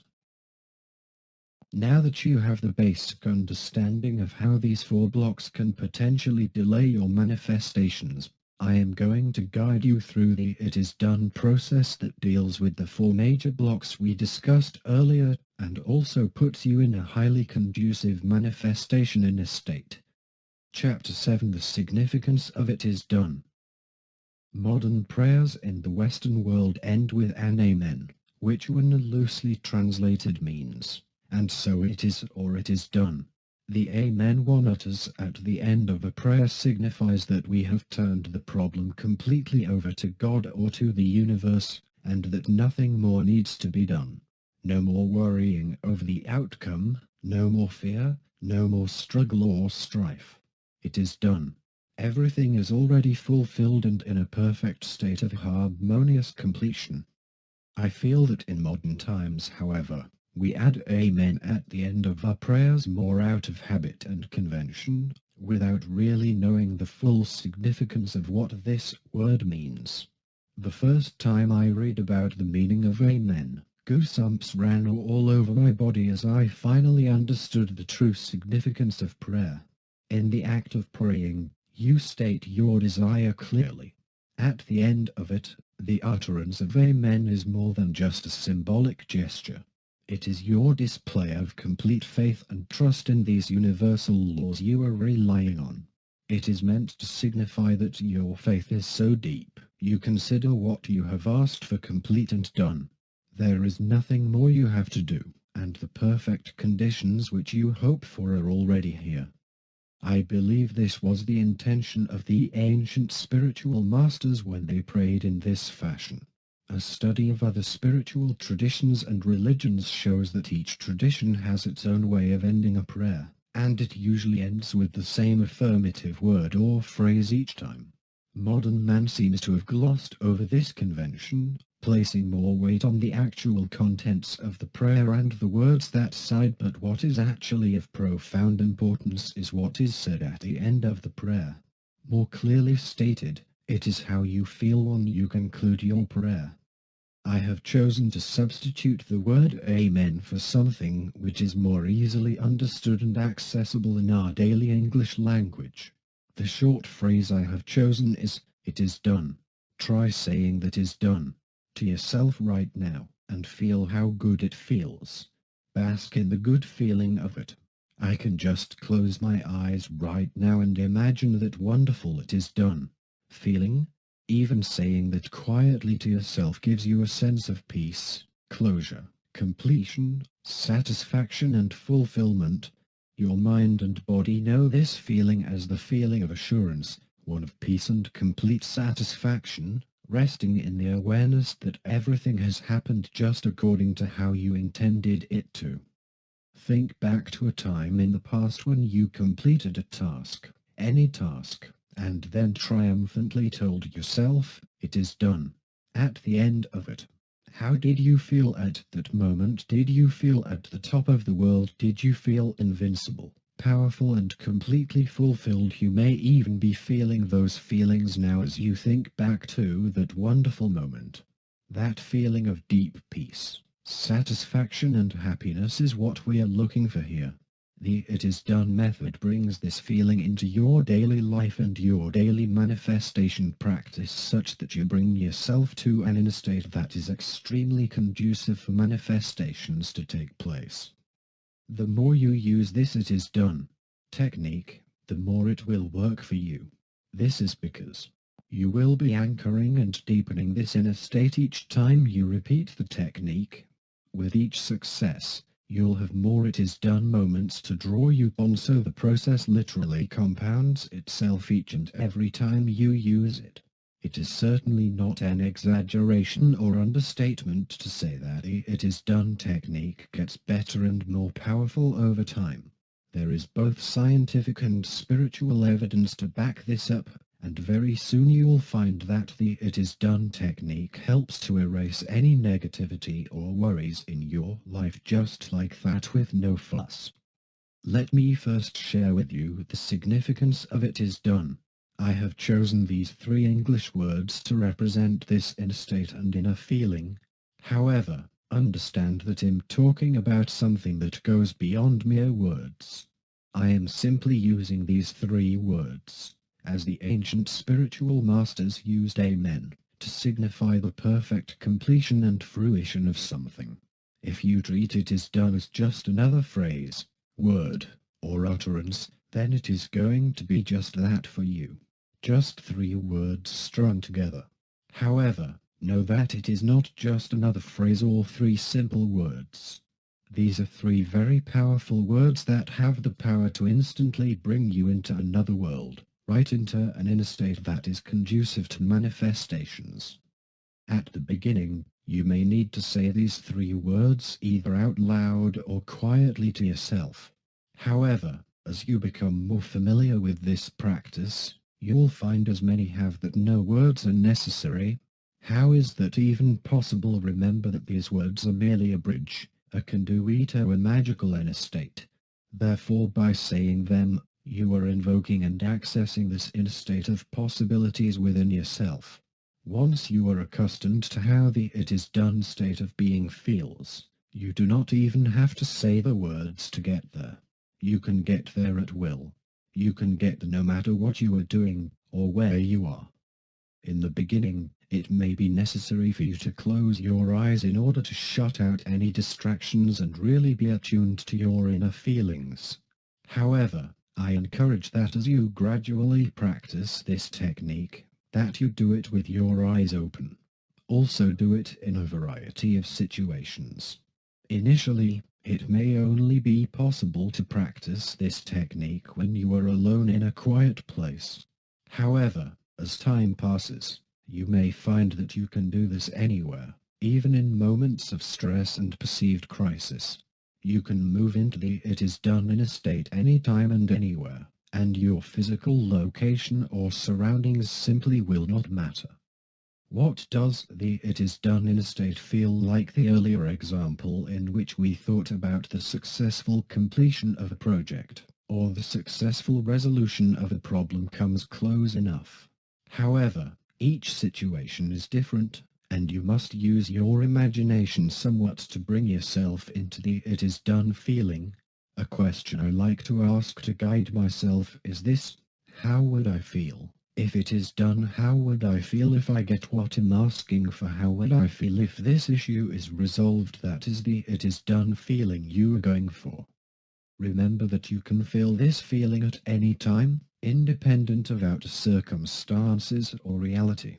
There is no condition or clause anywhere that states that you can only feel the feeling of completion when physical reality matches up.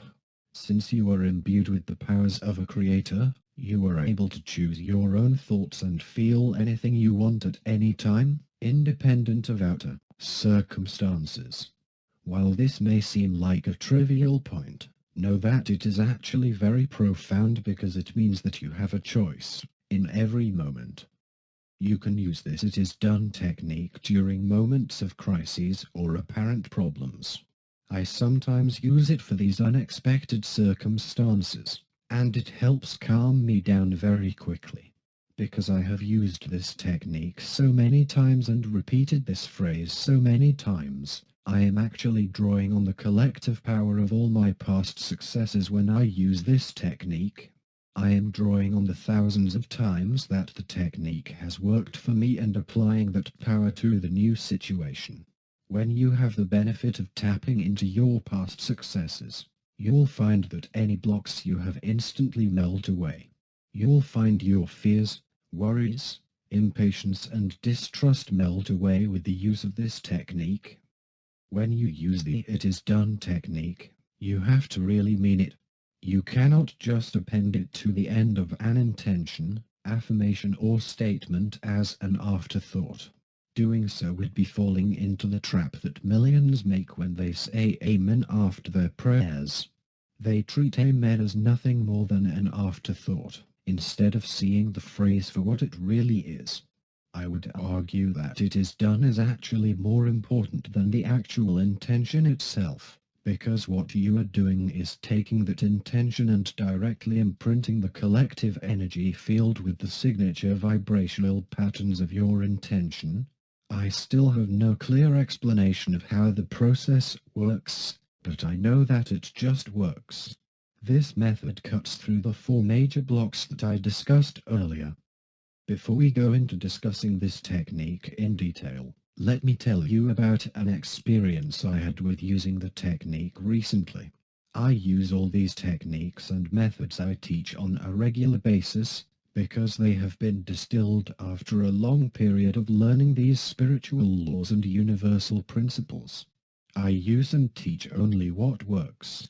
Recently I was in a meditation session, and I had the intention to win a prize at a lucky draw. This lucky draw is a bit special. It is organized by a shopping mall in which a certain amount of money spent allows you one chance at a jackpot machine. I have played this game well over 10 times in the past few years and have not won anything. However, I thought it would be nice if I could actually win something, so I visualized myself playing the jackpot machine, seeing the notification on screen that I had won a prize, and actually queuing up to collect my prize. Your usual visualization would entail similar steps: seeing the desired outcome in your mind, and feeling the feelings associated with your desired outcome as vividly as possible. However, there is one additional step in the "it is done" process, and it is key.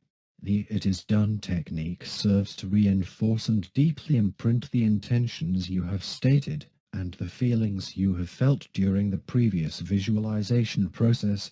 At the conclusion of the visualization or statement, what you do is to mentally say "it is done" to yourself and at the same time feel the totality of the feelings associated with this phrase. How would you feel if "it is done"? Feel this feeling in the moment of saying this phrase quietly to yourself. It refers to whatever you have asked for earlier, so the universe already knows perfectly what you are referring to. There is no need to repeat or visualize the whole outcome again. Instead, just focus on feeling the "it is done" feeling. As you say the statement, feel yourself moving powerfully into a state of completion. I always feel goosebumps all over my body and the movement of energy around and through me. You will feel the same thing, too. After you have allowed yourself to move into this powerful state, stay still and silent for a moment, with your eyes closed if necessary. Feel the completion that has just taken place. Whatever you have asked for is already here and fulfilled. There is nothing more you need to do or have to do. I added this "it is done" process to my earlier visualization. I knew in that moment there was nothing more I needed to do, so off I went for an enjoyable dinner with my family. After dinner, I joined the queue to play one of the jackpot machines, and exactly as I had visualized, I won an instant prize. Now know that in my past 3 years of joining this little draw, I had never won anything. Each time I played, I saw other shoppers leaving empty-handed as well. However, this time was different. I joined the queue to collect my prize just as I had envisioned. I did not engage in a highly detailed visualization session. In fact, I did not even know what words would appear on the screen to inform me that I had won, or the physical placement of the machines and the queue. So I merely made all of that up in my visualization based on whatever I could recall from memory. Those are not as important as the feelings, which make up your inner state. Remember that, as Neville puts it, feeling is the secret and nothing is more important than that "it is done" feeling. What I did when I added the "it is done" process to the end was to display my faith and trust in the universe that it was indeed done, and that in that very moment, my prize was already reserved for me. I did not worry about whether it would happen, or how it would come to me. I was very calm and relaxed about the whole affair. You'll also notice that I did not have a particularly good reason for wanting to win a prize. There are some books which teach that you need to have a burning desire, or a compelling, good reason for wanting something. I have found that having a good reason usually aids in the visualization process, which in turn allows you to add more vivid feelings to the process. However, don't be afraid to ask for something just for the sake of wanting it. Sometimes, that can be the purest of intentions. I wanted to win a prize because I had never won before, and I wanted to experience the thrill of winning. My intention was pure and simple. I simply wanted to give myself the fun experience of queuing up to collect my prize, and it happened. Therefore, I would not encourage that you start writing or even listing a long list of reasons for why you should have something, or why you deserve something. Those are not important to the universe. Pay very close attention to how you feel when you do an exercise of listing down the reasons for why you should have something. Part of you wants the thing badly, and another part of you feels that you probably do not deserve it, which is why the long list of reasons are necessary to convince yourself of your worthiness in the first place. Know that the universe always delivers to you whatever you ask for, without judgment, and there is no need to prove your deservingness or worthiness in any way. You can want something simply just for the sake of wanting it, because your wanting of something does not deprive another from his or her share. You are already worthy of all the good there is, and if something does not come to you, it is not because you're not asking hard enough, but because you are unknowingly blocking it from coming to you. The "it is done" technique will help you quickly get past these blocks. Chapter 8: The It Is Done Process in Detail. The beauty of the It Is Done technique is that it is compatible with any spiritual practice that you are currently doing. No matter what technique of meditation, creative visualization or creative process you are using, the It Is Done technique does not require you to change any of it one bit. You can continue to use what has worked for you in the past. Instead, the It Is Done technique offers a powerful add-on that complements whatever technique or process you are currently using. As you use the It Is Done technique on a consistent basis, you'll not only tap into the power of all your past intentions that have successfully manifested, but you'll also be able to access these powerful emotions and feelings at will. How to apply the It Is Done technique.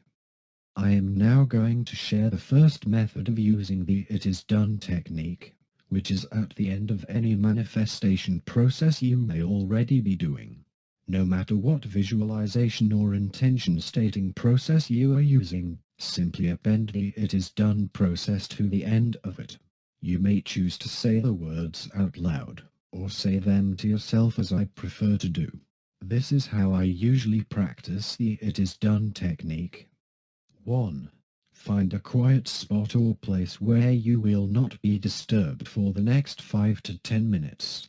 Initially, it helps to find a private spot where you can do this exercise without any fear of being interrupted. Make sure that the spot is just right and comfortable for you, and remove any distractions from the area. 2. Close your eyes and take 3 deep breaths. Breathe in deep and feel the energy flowing all over your body. Feel the good feelings and sensations as you inhale deeply. 3. Breathe out slowly, and with each exhalation, feel yourself becoming more and more relaxed. Know that you are becoming more and more relaxed. 4. After taking 3 deep breaths, proceed to visualize your desire or state your intention. At this point, you can do whatever manifestation practice you usually do. I will describe my practice in the next few sentences. As you do so, form a mental picture in your mind about the desire already fulfilled. For example, I saw myself queuing up to collect my prize after I played the game. I also felt the elation and happy emotions as I was queuing up to collect my prize. Take as much time as necessary at this step so that you can feel the emotions clearly. As you do so, tell yourself that it is happening not in the future, but right now. Feel your desires coming true and happening for you right now, at this very moment, and not at some spot out there in the future. 5. When you have visualized everything to your satisfaction, or you have stated your intentions to your satisfaction, say "it is done" silently to yourself and feel the "it is done" feelings peaking. I find it useful to repeat the phrase 3 times consecutively, saying that out loud in my mind firmly, as a proclamation. Now, this is important. Do not just go through the motions and add the words "it is done" to the end of your manifestation process. Know that the magic is actually happening when you say it is done. When you say the phrase to yourself silently, you are doing nothing less than moving energy. You are literally shaping the energy field and imprinting it with your own intentions. Therefore, proclaim the 3 words to yourself and really feel them. Really feel the meaning and power of these 3 words, just as Jesus felt when he said "and so it is" at the end of a prayer or demonstration. You must intend those 3 words to do something, and in your case, you intend those 3 words to signify completion and closure. When you say "it is done" to yourself, feel deep within yourself the feelings of completion, satisfaction, peace, fulfillment and assurance. These are the closest words I can find to describe this feeling to you, so you must go within and seek your own feelings. How would you feel when something is done? How would you feel when a desire comes true for you, and there is nothing more that you have to do? How would you feel knowing that everything is already settled? That is the feeling we are gearing up for right here. Notice that the feelings which you conjure up within yourself when you say, "it is done," can be slightly different from the feelings you had when you visualized your desired outcome. When you visualized your desired outcome, your feelings were in response to the specifics of the situation. For example, I felt how I would feel when I queued up to collect my prize. That is a feeling of happiness, and also unique in the sense that it arose from me queuing up to collect my prize. However, in saying "that is done," the feeling we are going for is slightly different. The feeling is one of completion and fulfillment, in that something is already done and taken care of by the universe. Therefore, there is no need for you to try and feel the same feelings as you did before in the first few steps. You do not need to recall how you felt earlier as you visualized. Simply focus on feeling the "it is done" feelings. What we are essentially looking for in the last step is a feeling of completion, ease and fulfillment. Many books and teachers talk about how you should feel as if something has come to pass. When I read those teachings, I had an intellectual understanding and knew that was the way I was supposed to feel, but the books did not teach me how to feel that feeling. Thus, my intention is to explain, step by step and in a specific manner, what this "it is done" feeling entails. When you say the phrase "it is done" silently to yourself, use a triumphant tone of inner voice. Make it sound like a proclamation, a reflection of reality. Once again, if you have trouble doing this step or imagining what you would sound like, think back to a time when you told someone proudly that a task was completed. We've all had moments like this in our lives, so use your past successes here. How would you sound when you wanted to convey to a friend that something has been done, not just in the process, but done, settled, fulfilled? What would your tone of voice sound like? Would it sound more like a wish, more like a reflection of actual reality? That is the tonality we are going for. Internalize this tone of voice and imagine yourself speaking that in your head. Imagine yourself making that proclamation that it is done. Next, as you are making that proclamation, feel the feelings associated with something being done, settled and complete. Feel the feelings of the universal forces converging on your behalf and bringing whatever you want to you. The manifestation process which you did earlier has already set powerful universal forces in action, and that is all you have to do. Your job is to set those universal forces in motion with your intentions. By becoming clear over what your intentions are and then vibrating with that highest intent. The rest is up to the universe, setting off a chain reaction and sequence of events that will bring what you want to you. When you are feeling the "it is done" feeling, how long should you feel it for? I like to immerse myself in the feeling for what seems like a long time, but is actually 15 to 30 seconds at most.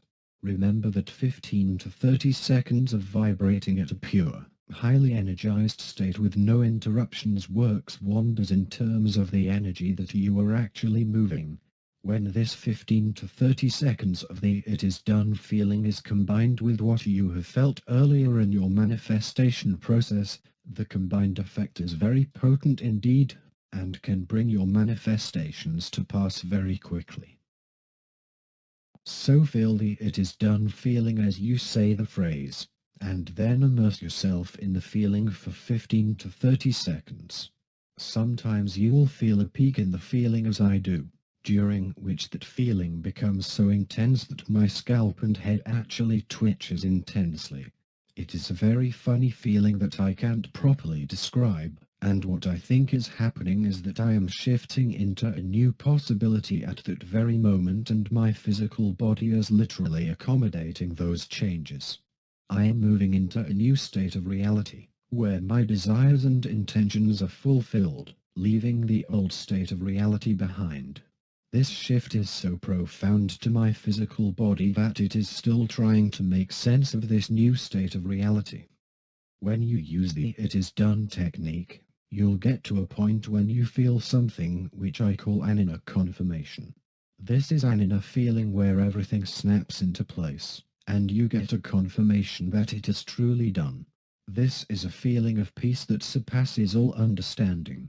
You just intuitively and deeply know that it is done. What I do is to feel those "it is done" feelings intensely, and usually about 10 to 15 seconds out, I get this inner confirmation that everything is done, and there is nothing more that I need to do. This is when I stop and release everything. By releasing everything, I mean that I completely and thoroughly let go of my intentions, desires, the outcome and the whole process. I don't even try to remember what I was asking for, or what I was doing just minutes earlier. I clear my mind and let it be free of deliberate thoughts. Remember that there should not be any strain in any of this. If you are trying hard to feel that something is done, you're trying too hard. If you find yourself not easing into the process, you are trying too hard. Be easy on yourself. This is meant to be an intense and fun process. It is not meant to be additional work or strain for you. If you do it with the mindset of "I have to get it done correctly," then things will be difficult for you.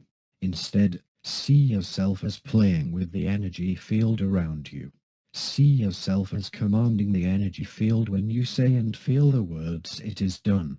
For in that moment, it is done. Try out the method as I have described above, and you will find yourself experiencing many of the sensations I have described.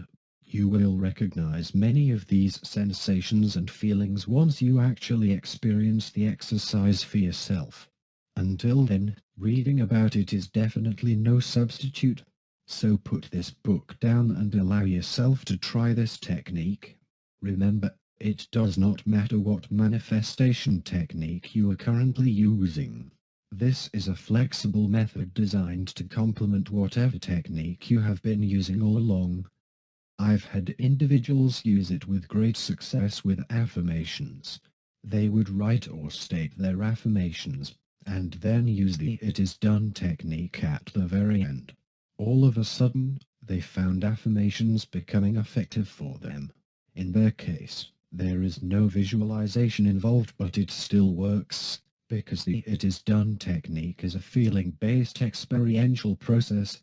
I have had individuals use this technique along with vision boards. So they would look at their vision boards and then use the "it is done" technique right at the very end. The possibilities are endless, and I invite you to explore and play with them to see what new things you come up with. One friendly reminder though, is that the "it is done" technique is extremely powerful and I would not use it frivolously. It is all right to ask for whatever you really desire, such as an experience or a new outcome. However, it is not all right to test the universe to make sure this really works. For example, after reading about the "it is done" technique, Some may feel the need to test whether it works by frivolously applying the technique on intentions or desires which they do not particularly care for. Since this technique is so powerful, just give me X. Bear in mind that being imbued with creative powers is a huge responsibility, and that you are supposed to use this ability wisely to create that which you really want instead of half-heartedly asking for things which you don't really care for. Therefore, don't adopt a flippant, show me what you got attitude with this technique. Treat the technique seriously and with respect, just as the ancient spiritual masters did when they too used their own versions of this technique.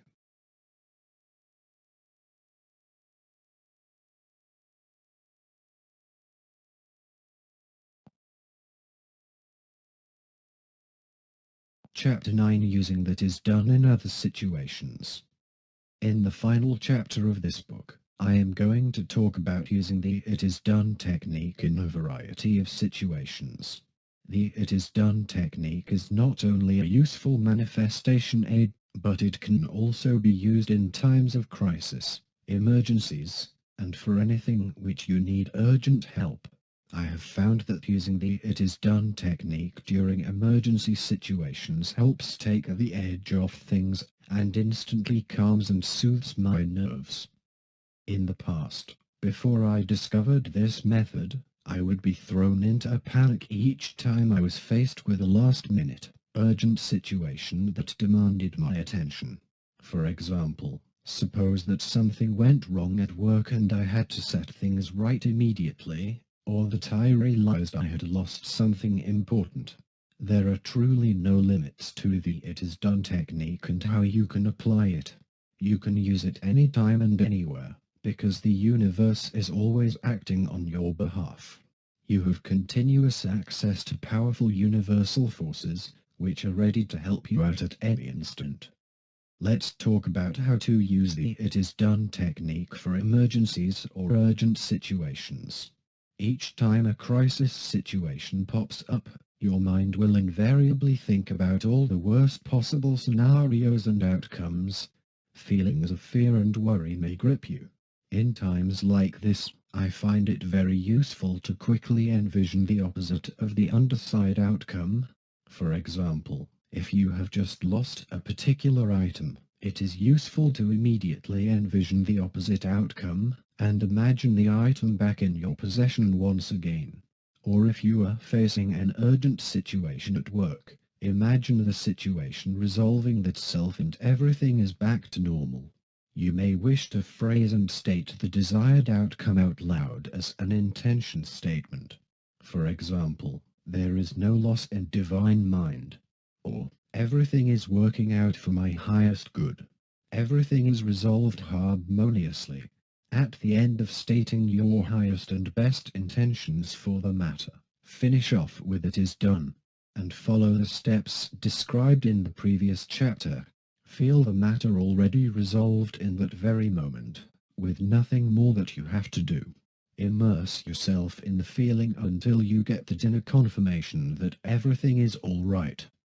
Another effective way of using the it is done technique is for dealing with fears and worries that may just spontaneously pop up during the day. Suppose that you asked for your financial needs to be met, or for a particular situation to be resolved, but throughout the day, worrying thoughts about that situation continue to surface in your mind.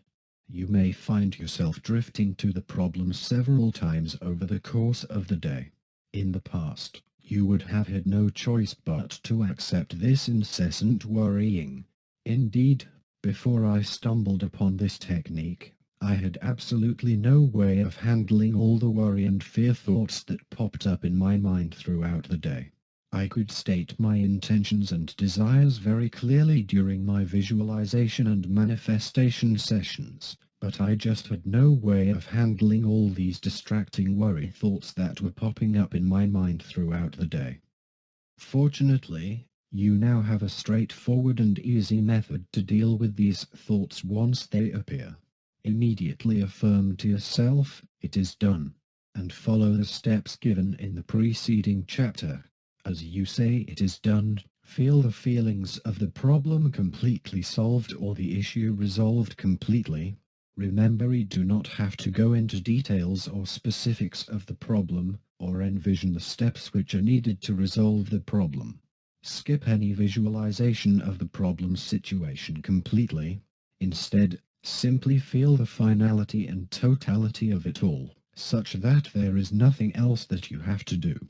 Feel that everything is already settled and moved into place by the powerful, omnipotent forces of the universe.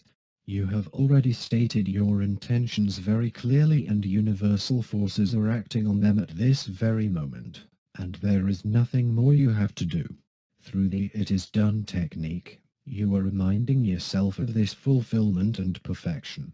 You are focusing on a desired reality that already exists.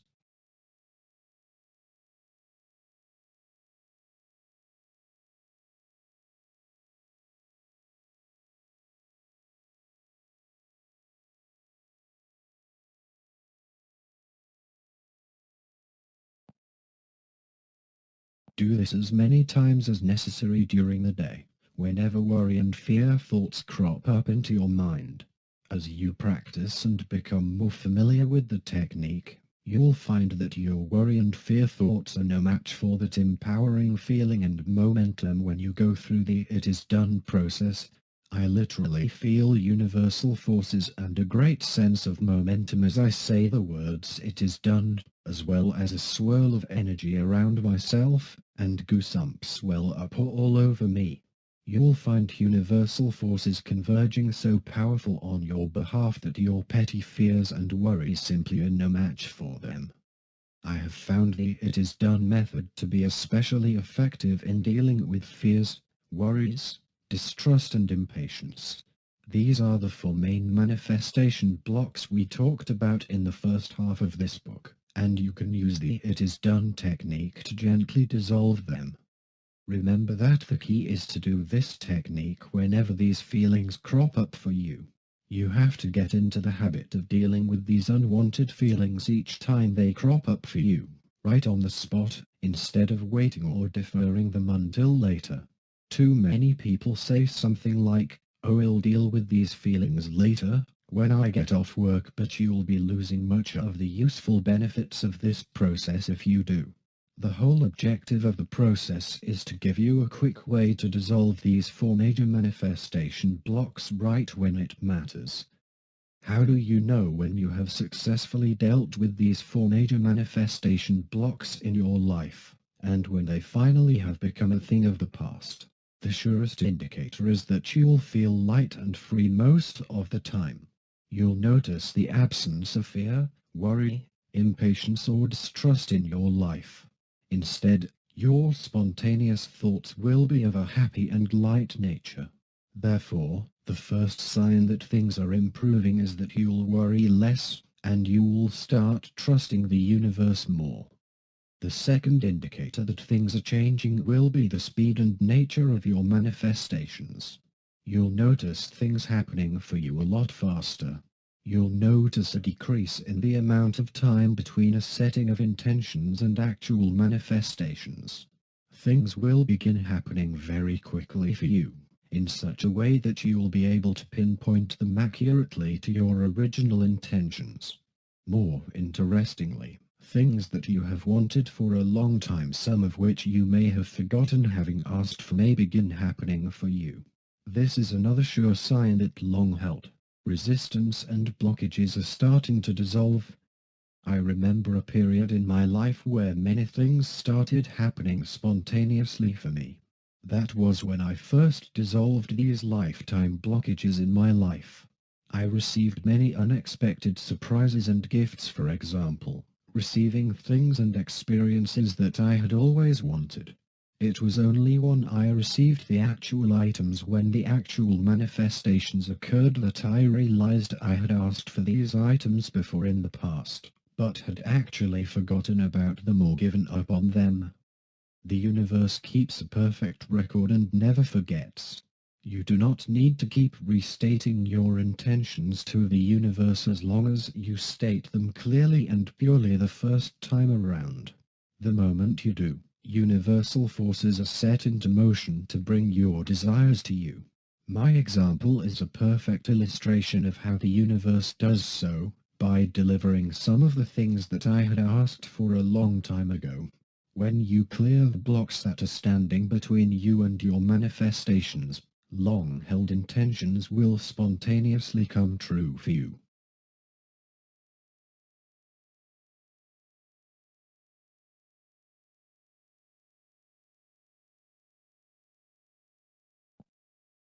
Another sure sign that something is happening is that things will start happening for you even before you ask.